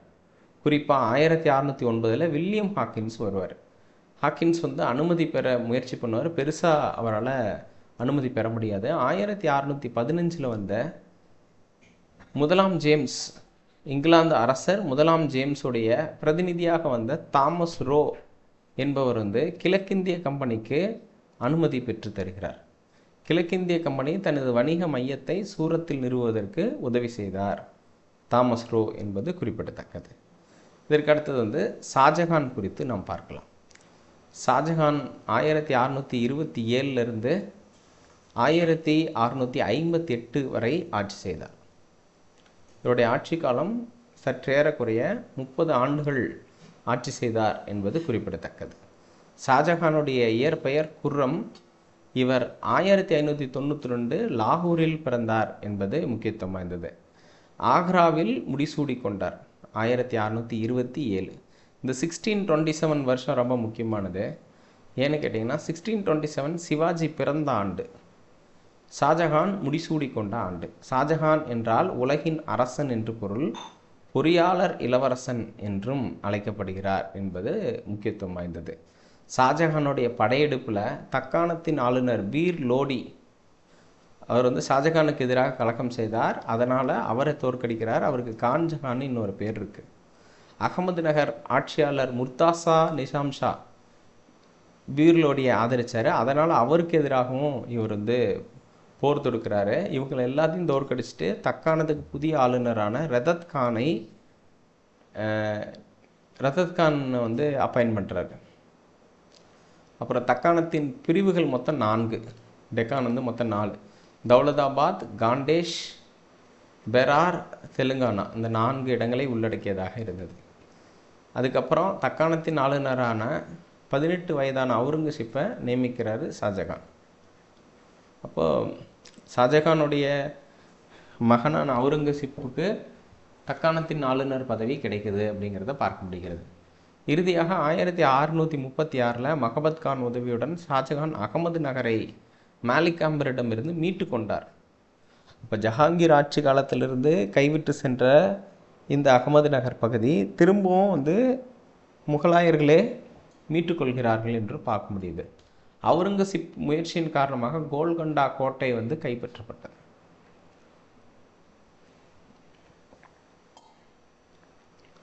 நெக்ஸ்ட் வந்து ஷாஜஹான் வந்து போர்ச்சுகீசியர்களுடன் முரண்பாடுகளை கொண்டிருந்தார். அப்படியே directly opposite to his father. Jahangir வந்து போர்ச்சுகீசியர்களுடன் ஃப்ரெண்ட்லியாக இருந்தார். இவருக்கு அவங்க 2 பேருக்கும் ஒரு டேர்ம்ஸ் செட் ஆகலைங்கிறதுனால போர்ச்சுகீசியர்களுடன் கோபத்திலே தான் இருந்தார். அப்புறம் போர்ச்சுகீசியர்கள் மீது ஒரு டைம் படையெடுத்தார். ஹூக்லி என்ற இடத்தில் படையெடுத்து 200 போர்ச்சுகீசியர்களை கைது செய்தார். 600 இந்திய அடிமைகள் வந்து இருந்துச்சு. முகலாயர்கள் ஹூக்லியை வந்து கைப்பற்றி கொண்டார்கள் என்பதும் சொல்லப்பட்டது. ஷாஜஹானுடைய வாரிசுகள் மொத்தம் 5 பேர். யார் யாருன்னு பார்க்கலாம். ஃபஸ்ட்டு தாரா ஷிகோ. இங்கிலீஷில் தாரா ஷேக்னு சொல்லுவாங்க. தாரா ஷிகோ ஷாஜஹானின் முதல் மகனோட பேர் வந்து தாரா ஷிகோ.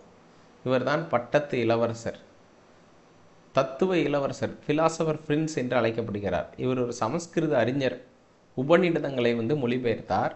இந்து இஸ்லாம் மதத்திற்கு இடையில் ஒற்றுமைகளை கண்டறிந்தார் தாரா ஷிகோ. அதுக்கடுத்து சுஜாவுக்கு வந்து வங்காளத்தின் ஆளுநர் பதவி, அவுரங்கசீப்புக்கு வந்து தக்காணத்தின் ஆளுநர் பதவி, முரத் பக்ஷுக்கு வந்து மால்வா குஜராத்தின் ஆளுநர் பகுதியாக இது எல்லாத்தையும் ஷாஜஹான் பிரித்து வழங்கினார். ஆனால் பட்டத்து இளவரசராக தாரா ஷிகோ தான் அறிவிக்கப்பட்டார். சிறந்த சமஸ்கிருத அறிஞராகவும் இருந்திருக்காரு தாரா ஷிகோ. ஏன்னா அவுரங்கசீப் வந்து தன்னுடைய சகோதரர்களை கொன்றுவிட்டு தான் ஆட்சிக்கு வருவார். ஜஹனரா என்பது ஷாஜஹானின் மூத்த மகள். ஜஹநரா என்பவர் மூத்த மகள். பின்னாட்களில் ஷாஜஹானுக்கு பராமரிப்பை வழங்கியவர் ஜஹநரா தான். ஷாஜஹான் காலத்தில் வந்த வெளிநாட்டு பயணிகள் பார்த்தீங்கன்னா, பெர்னியர், இவர் பிரான்ஸ் நாட்டை சார்ந்தவர், மருத்துவர். தாவர்னியர், பிரான்ஸ் நாட்டை சார்ந்தவர், வைர வியாபாரி. மண்டல்சோ, ஜெர்மனி நாட்டை சார்ந்தவர், இவர் ஒரு பயணி. மனுச்சி, இத்தாலி நாட்டை சார்ந்தவர், எழுத்தாளர் மற்றும் பயணி. பீட்டர் முண்டி, இங்கிலாந்து நாட்டை சார்ந்தவர், இவர் ஒரு வணிகர். இவங்களாம் வெளிநாட்டு பயணிகள். இதில் பீட்டர் முண்டி சொல்கிறாரு, முகலாயர்கள் ஆட்சி பொற்கால ஆட்சின்னு சொன்னாலும் முகலாயர் ஆட்சியில் பஞ்சங்கள் ஏற்பட்டு மக்கள் உணவின்றி தவிர்த்தனர். இப்போ 2 கூற்று சொல்கிறாங்க. ஷாஜஹான் ஆட்சி பொற்காலம் அப்படின்னு சொல்கிறாங்க. ஷாஜஹான் ஆட்சி பொற்காலம் என்று அழைக்கப்படுகிறது. ஸோ முகலாயர் ஆட்சியில் பஞ்சங்களும் ஏற்பட்டது என்று பீட்டர் முண்டி சொல்கிறார். இதோட மதிப்பீடு அடிப்படையில் உலக புகழ்பெற்ற மயிலாசனம் ஷாஜஹான் காலத்தில் தான் உருவாக்கப்பட்டது. பின்னாடி நாதிர் ஷா இதை எடுத்துகிட்டு போயிடுவார். கோஹினூர் வைனம் இதெல்லாம் உருவாக்கப்பட்டது. ஷாஜஹானின் தலைநகரம் ஷாஜஹானாபாத், ஓல்டு டெல்லியில் அமைஞ்சிருக்கு. இவரின் சமகாலத்தவராக 14ஆம் லூயி என்ற பிரான்ஸ் அரசர் இருந்தார் என்பதும் குறிப்பிடத்தக்கது. ஷாஜஹானின் கடைசி 8 ஆண்டுகள் மகிழ்ச்சியாக இல்லை. காரணம், அரசர் பதவியிலிருந்து நீக்கப்பட்டு கைதியாக வீட்டு சிறையில் வைக்கப்பட்டார் ஷாஜஹான்.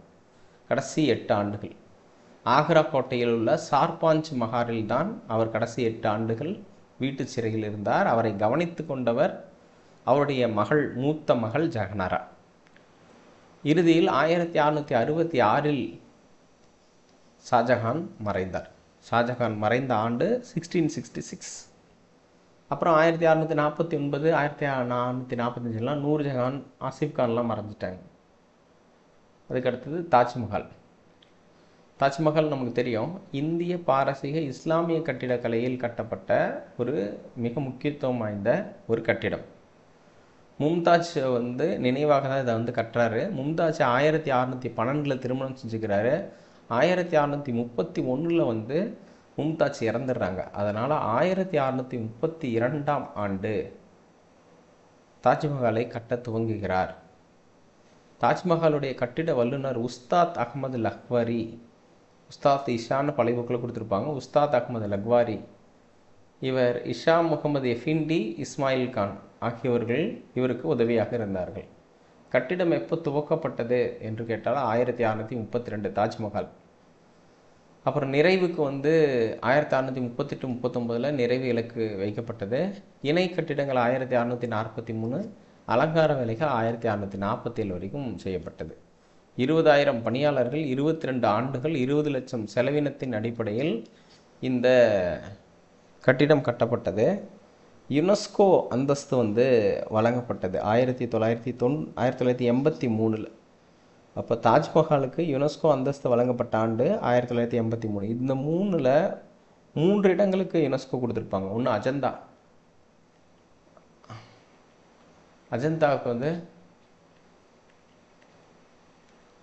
அஜந்தாவுக்கு UNESCO status 1983.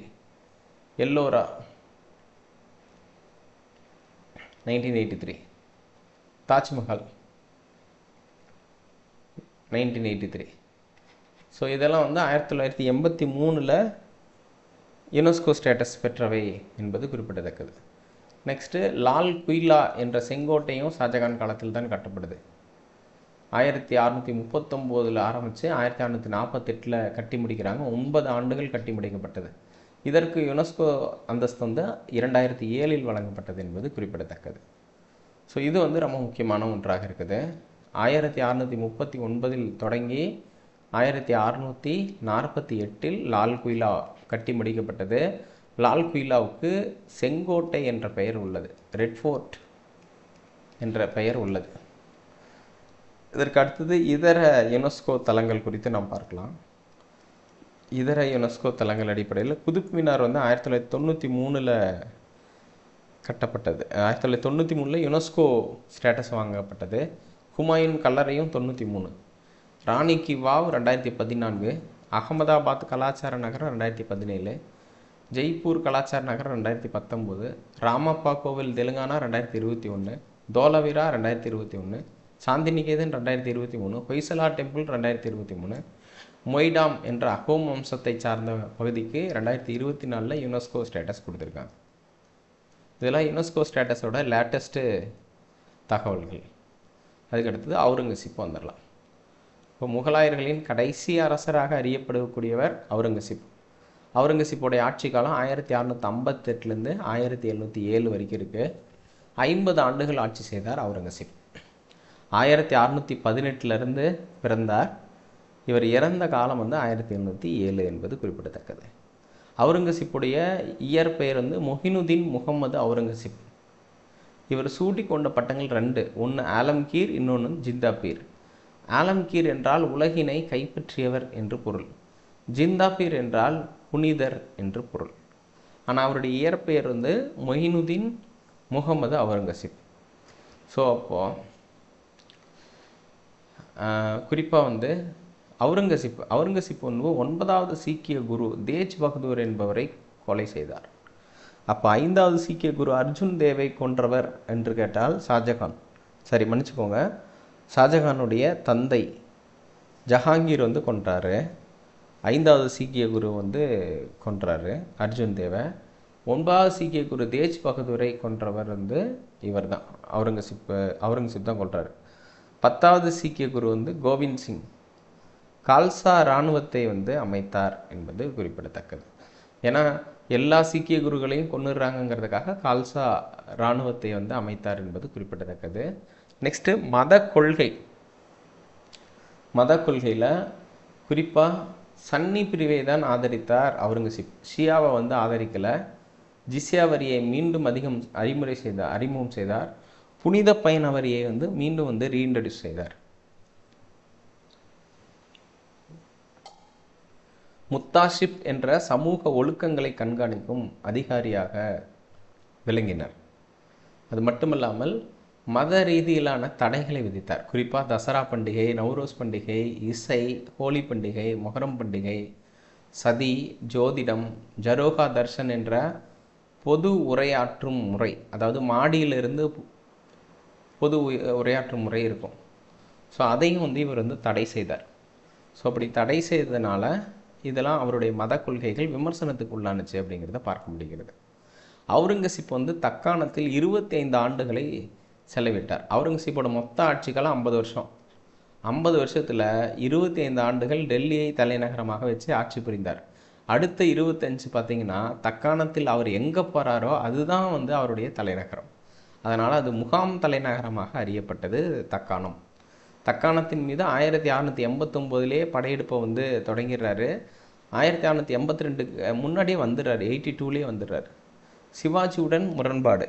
சிவாஜியை ஒடுக்குவதற்காக செயிஸ்டகான் என்பவரை அனுப்புகிறாரு. அதுக்கப்புறம் ராஜா ஜெய்சிங்கை அனுப்புகிறார். அதுக்கப்புறம் 1689 சிவாஜியின் மகன் சாம்பாஜியை அவுரங்கசீப் கொலை செய்கிறார்.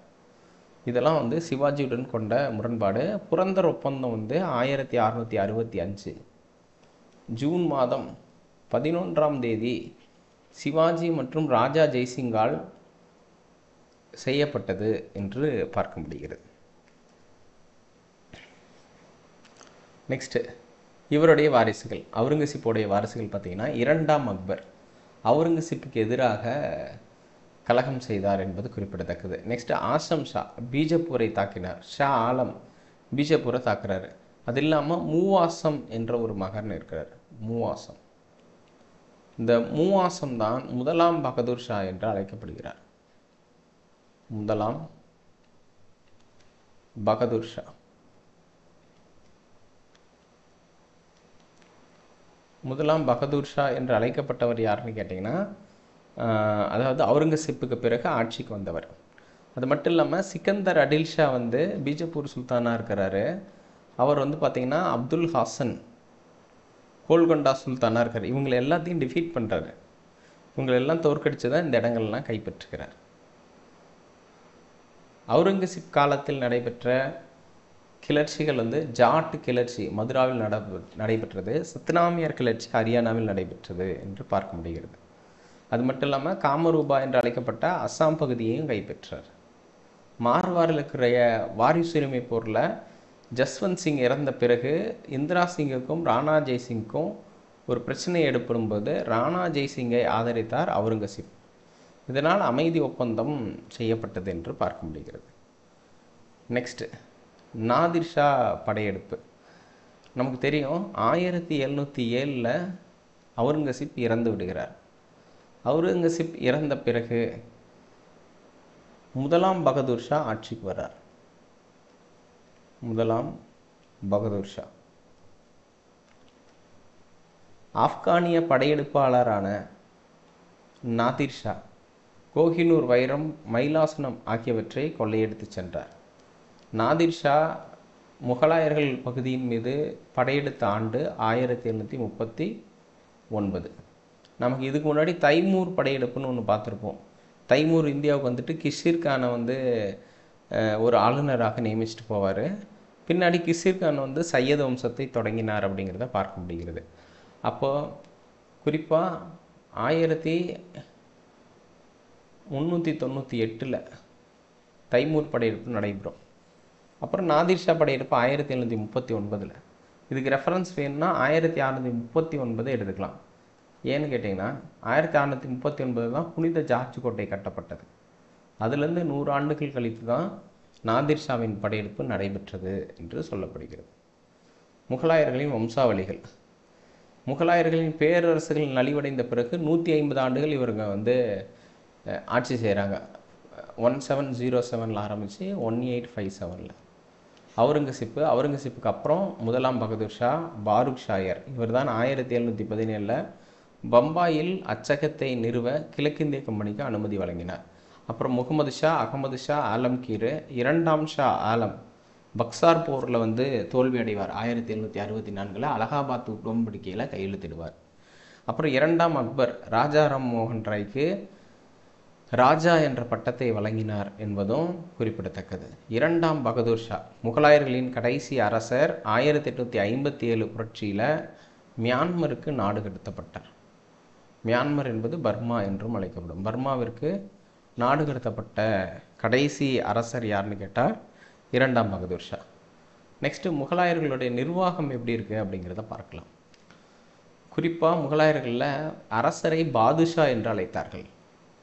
பிரதம அமைச்சரை வசீர் அல்லது திவான்னு அழைச்சாங்க. ஆனால் பேஷ்வான்னு அழைக்கலை. ஏன்னா குறிப்பாக மகாராஷ்டிராவில் மராத்திய அரசர்கள் ஆட்சி செய்து கொண்டிருந்த போது தான் பேஷ்வாக்கள் தலை தூக்கினார்கள். அந்த பேஷ்வா என்ற பதவி பெரிய அளவில் இங்கே பயன்படுத்தப்படவில்லை. அப்புறம் வக்கீல் அப்படின்னாலும் பிரைம் மினிஸ்டர் தான். திவானி அலா அப்படின்னா நிதி அமைச்சர். மீர் பக்ஷினா பாதுகாப்புத்துறை அமைச்சர். சதர் உஸ் சுதார் என்பவர் மத விவகாரங்களை தொடர்புடையவர். கான்-இ சமான் அரண்மனை காவலர். தலைமை காசி நீதிபதி. தக்சவுக்கி தரோஹோ இ தக்சவுக்கி ஒற்றர் படை தலைமை தளபதி. மீர்-இ ஆதிஷ் பீரங்கி படை தளபதி. மீர்-இ பஹாரி கடற்படை தளபதி. மீர் பார் வன பாதுகாவலர். மீர் தோசக் சடங்கு ஆலோசகர். இந்த மாதிரிலாம் நிறைய அதிகாரிகள் இருந்தாங்க. இதெல்லாம் ஒரு டைம் ஒரு கிளான்ஸ் பார்த்துக்கோங்க. இப்போ முகலாயர் காலத்து நிர்வாக பிரிவுகள்னு எடுத்துக்கிட்டிங்கன்னா ரொம்ப முக்கியமானது சுபா. முகலாயர்கள் அவர்கள் நாட்டை பிரித்த முக்கிய அளவுகோல் எதுன்னு கேட்டால் சுபா. அக்பர் ஆட்சியில் 15 சுபாக்கள் இருந்தது என்று சொல்கிறாங்க. சுபாவின் ஆட்சியாளர் சுபேதார். இது ஒரு மாகாணம் அளவில் இருக்கும். அதுக்கடுத்து சுபாவுக்கு கீழே சர்க்கார். சர்க்காரின் ஆட்சியாளர் சர்க்காரி. இது மாவட்ட அளவில் இருந்தது. சர்க்கார் கொஞ்சம் வழக்கொழிஞ்சதுக்கப்புறம் பர்கானான்னு இருந்துச்சு. இதை பாஜ்தார் ஆட்சி செய்தார். இதுவும் கிட்டத்தட்ட மாவட்டத்துக்கு அல்லது உள் மாவட்டம் தொடர்பானது. அதுக்கு கீழே கிராமணி. இது கிராமத்தில் ஆட்சி செய்தார்கள் என்று பார்க்க முடிகிறது. நெக்ஸ்ட் கட்டிடக்கலை. பாரசீக கட்டிடக்கலையை இந்தியாவில் அறிமுகம் செய்தவர் என்று அழைக்கப்படுபவர் பாபர் தான். அதுக்கடுத்து அக்பர் காலத்தில் கட்டப்பட்ட கட்டிடங்கள் திவானி காஸ், திவானி ஆம், பஞ்ச் மஹால், ரங் மஹால், சலீம் சிஸ்டி கல்லறை. இதெல்லாம் அக்பர் காலத்தில் கட்டப்பட்டது. அதுவே ஜஹாங்கீர் காலத்தில் கட்டப்பட்டதுன்னா சிக்கந்தாராவில் உள்ள அக்பரின் கல்லறை. பியாட்ரா டியூரா என்ற பூவடிவ வேலைப்பாடு தாஜ்மஹாலில் அறிமுகம் செய்தார் ஜஹாங்கீர். பின்னாட்களில் தாஜ்மஹாலில் இதுவும் பயன்படுத்தப்பட்டது. ஆனால் இன்ட்ரடியூஸ் பண்ணவர் யாருன்னா ஜஹாங்கீர் தான். நெக்ஸ்ட்டு ஷாஜகான். ஷாஜகான் காலத்தில் தாஜ்மஹால் ஸோ 1632 அவங்க ஸ்டார்ட் பண்ணிடுவாங்க. அதுக்கப்புறம் லால் குயிலா, ரெட் ஃபோர்ட்டு, செங்கோட்டை முன்னாடியே பார்த்துருக்கோம். செங்கோட்டை தான் லால் குயிலான்னு அழைக்கப்படுகிறது. இந்த லால் குயிலாக்குள்ளார திவானிகாம், திவானிகாஸ், ரங்மஹல் போன்றவை வந்து காணப்படுது. அப்புறம் முத்து மசூதி, ஜுமா மசூதி, ஹீரா மஹால், ஜஹாங்கீர் கல்லறை, ஆக்ரா, இது எல்லாமே யார் காலத்தில் கட்டப்பட்டதுன்னா ஷாஜகான் காலத்தில் கட்டப்பட்டது. நெக்ஸ்ட் அவுரங்கசீப் காலத்தில் கட்டப்பட்டது வந்து பாதுஷாஹி மசூதி, லாகூர், ரபியா உத்தௌலா, ரபியா உத்தௌரணி என்று சொல்வார்கள், கல்லறை, அவருடைய கல்லறை. பீபிகா மக்பரா என்பது அவுரங்காபாத் பகுதியில் இருக்கக்கூடிய இடம். இது வந்து ஆசம் ஷா தான் கட்டினார், இருந்தாலும் அவுரங்கசீப் வந்து கட்டினதாக சொல்லப்படுது. பீபிகா மக்பரா அதாவது அவுரங்கசீப்பின் தாயாருடைய கல்லறை என்று கூட சொல்வார்கள். நெக்ஸ்ட் கோவிந்த் தேவ் கோவில் வந்து பிருந்தாவனத்தில் கட்டப்பட்டது.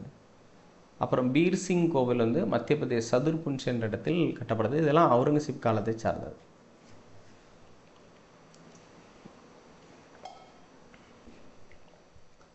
நெக்ஸ்ட் இலக்கியங்கள். இலக்கியம்னு சொல்லும்போது எல்லா புத்தகமும் படிக்க தேவையில்லை. நம்ம ஃபஸ்ட்டு சோர்ஸஸில் நிறைய புத்தகங்கள் சொல்லிட்டோம். அது இல்லாமல் இருக்கிறத என்னென்னு பார்க்கலாம். ஐனி அக்பரி எழுதுனது வந்து அபுல் ஃபாசில் தான். முகலாயர் நிர்வாகம், அறிவியல், புள்ளி விவரங்கள், புவியியல் பயன்பாடு ஆகியவற்றை இதில் குறிப்பிடுறார். சர்ரி அக்பர் என்ற புத்தகத்தை எழுதியவர் தாரா ஷுகோ. இது வந்து உபநிடதங்களின் மொழிபெயர்ப்பு என்று அழைக்கப்படுகிறது, ரொம்ப முக்கியமானது. மஸ்னாவிஸ் என்ற புத்தகத்தை எழுதியவர் அபுல் ஃபைசி உத்வி நெஸ்ரி ஆகியவர்களுடைய பாடல் தொகுப்பு அங்கே இருந்துச்சு. ராஜவல்லி பதாகா வந்து பிரஜனப்பட்டர் வந்து எழுதினார், காஷ்மீருடைய வரலாறு. தஜிகா நீலகாந்தி என்ற ஒரு புத்தகம். தஜிகா நீலகாந்தி என்பது வந்து வானவியல் குறிப்பு, அக்பரின் காலத்தை சார்ந்தது. ராச கங்காதரா என்பது ஜெகநாத பண்டிதரால் எழுதப்பட்டது. முகலாயர் நிர்வாகம் வந்து உருது மொழி வளர்ச்சிக்கு அதிக பங்களிப்பை வழங்கியது என்று சொன்னாங்க. இன்னும் முகலாயர்கள் காலத்தில் பாரசீகம் தான் அலுவல் மொழியாக இருந்துச்சு. பாரசீகம் வந்து அலுவல் மொழி. ராகம் என்ற சொல்லை முதலில் பயன்படுத்தியவர் இசைக்கலைஞர் வந்து மதனகா, இவர் தான் வந்து பயன்படுத்தினார். சமகால இலக்கியங்கள், அதாவது முகலாயர்கள் காலத்தில் இருந்த புகழ்பெற்ற இலக்கியங்கள்.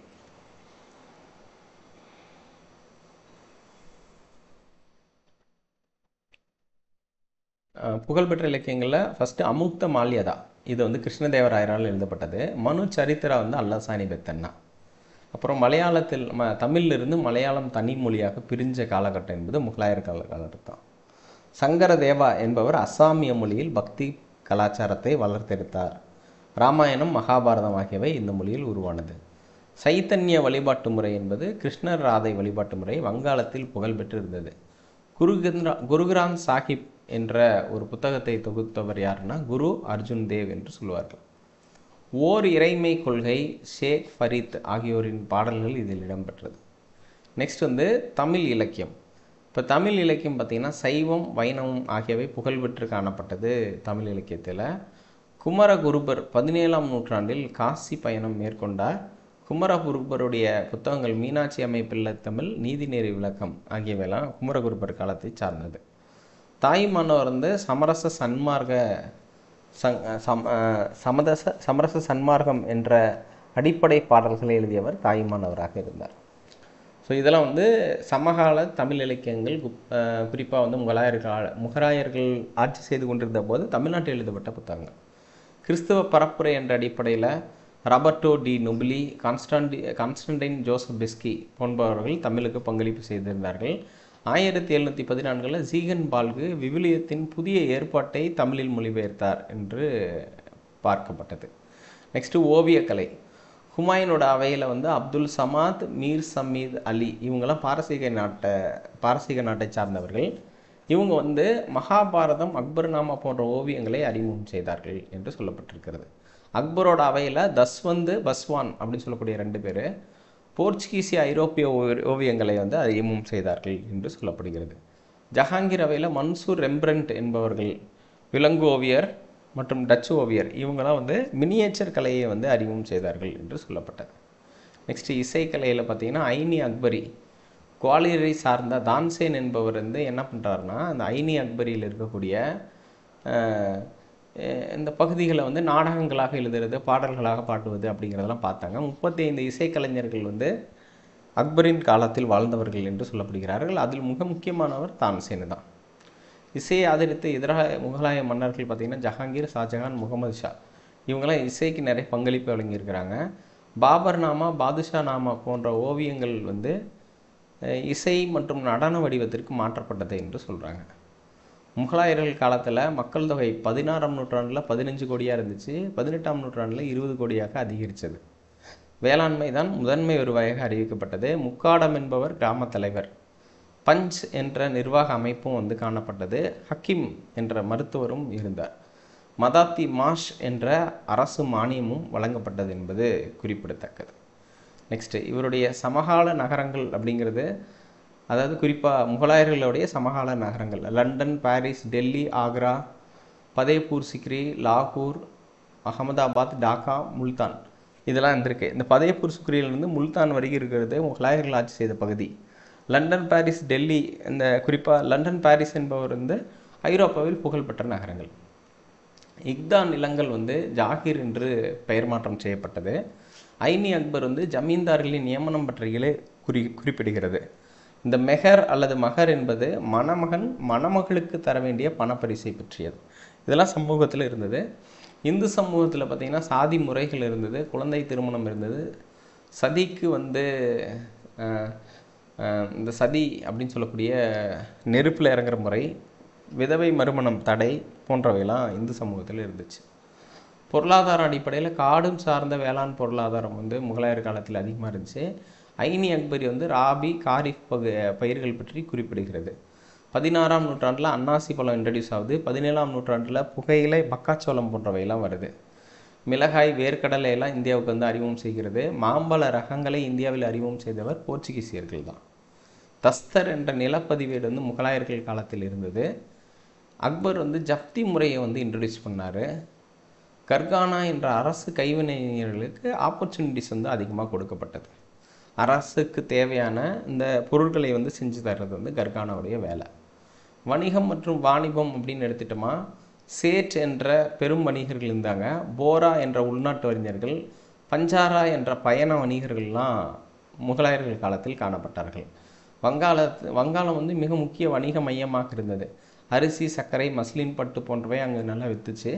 சோழமண்டல கடற்கரை ஜவுளி உற்பத்திக்கு புகழ்பெற்றதாக இருந்தது. வணிக சமூகங்கள்னால் போரா முஸ்லீம்கள், சமணர்கள், செட்டியார், மலபார் முஸ்லீம், மார்வாரி போன்றவர்கள் இருந்தாங்க. குறிப்பாக சோழமண்டல கடற்கரையில் செட்டியார்கள் அதிகமான வணிக நடைமுறைகளை செய்வதவர்களாக இருந்தாங்க. குறிப்பாக வந்து முகலாயர்கள் காலத்தில் அப்படிங்கிறத பார்க்க முடிகிறது. அப்புறம் அறிவியல் தொழில்நுட்பம். அறிவியல் தொழில்நுட்பத்தில் பார்த்திங்கன்னா பெர்னியர் கூற்று என்பது வந்து வாரணாசியில் சோதிடம்தான் கற்பிக்கப்பட்டது, நவீன அறிவியல் கற்பிக்கப்படவில்லை அப்படிங்கிறது சொல்கிறாரு. இஸ்லாமிய கல்வி பரவலாக தான் இருந்திருக்கு. ஐரோப்பியருக்கு நிகரான பல்கலைக்கழகங்கள் வந்து இந்தியாவில் இல்லை. எனினும் லீலாவதி என்ற பாஸ்கராச்சாரியர் அவருடைய புத்தகம் வந்து பாரசீகத்திற்கு மொழிபெயர்க்கப்பட்டு புகழ்பெற்றது. பாபர் ஆட்சியில் பாரசீக சக்கரம் வந்து பயன்படுத்தி நீர் இறைக்கும் தொழில்நுட்பம் பயன்படுத்தப்பட்ட சூழலில் அக்பர் ஆட்சியில் விசை சக்கரங்கள் பொருத்திய நீர் இயக்கும் இயந்திரம் வந்து பதேபூர் சிக்ரியில் நிறுவப்பட்டது. வெடியுப்பு என்று அழைக்கப்படக்கூடிய சால்பிட்டர் நீர் குளிர்விப்பானாக பயன்படுத்தப்பட்டது. கப்பலின் ஒட்டகம் என்று அழைக்கப்படக்கூடிய ஒரு கண்டுபிடிப்பு வந்து அக்பர் காலத்தில் கண்டுபிடிக்கப்பட்டது என்பது குறிப்பிடத்தக்கது. அது மட்டும் இல்லாமல் இர்ஃபான் ஹபீப் என்பவர் இந்திய அறிவியல் தொழில்நுட்பத்தின் பின்னடைவை வந்து பதிவு செஞ்சுருக்கிறாரு. இந்திய படைகள் மேத்லாக் துப்பாக்கியை தான் பயன்படுத்திட்டு இருந்துச்சு. ஆனால் ஐரோப்பிய படைகள் வந்து ஃபிளின்ட்லாக் துப்பாக்கிக்கு மாறிடுச்சு. இந்தியர்கள் விலை அதிகமான செம்பு பீரங்கியை பயன்படுத்தி கொண்டிருந்தார்கள். அதுவே பிரிட்டிஷ்காரங்க வந்து விலை குறைந்த இரும்பு பீரங்கியை வந்து பயன்படுத்திட்டு இருந்தாங்க அப்படின்னு பல தகவல்கள் வந்து முகலாயர்கள் பற்றி சொல்லியிருக்காங்க. ஸோ இதுதான் வந்து முகலாயர்கள் பற்றி இருக்கக்கூடிய அடிப்படையான விஷயம். முகலாயர்கள் டாபிக் வந்து இம்பார்ட்டன்ட் இல்லைன்னு சொல்லிட்டு நீங்கள் விட்டுறாதீங்க, ரொம்ப முக்கியமான டாப்பிக்கு. அதை நீங்கள் கண்டினியூ பண்ணுங்கள். ஜிகே சங்கர் சேனலில் மீண்டும் ஒரு நல்ல டாப்பிக்கில் சந்திக்கும் வரை உங்களிடமிருந்து விடைபெறுவது ரேணுபிரியன் ஈஸ்வரன். நன்றி, வணக்கம்.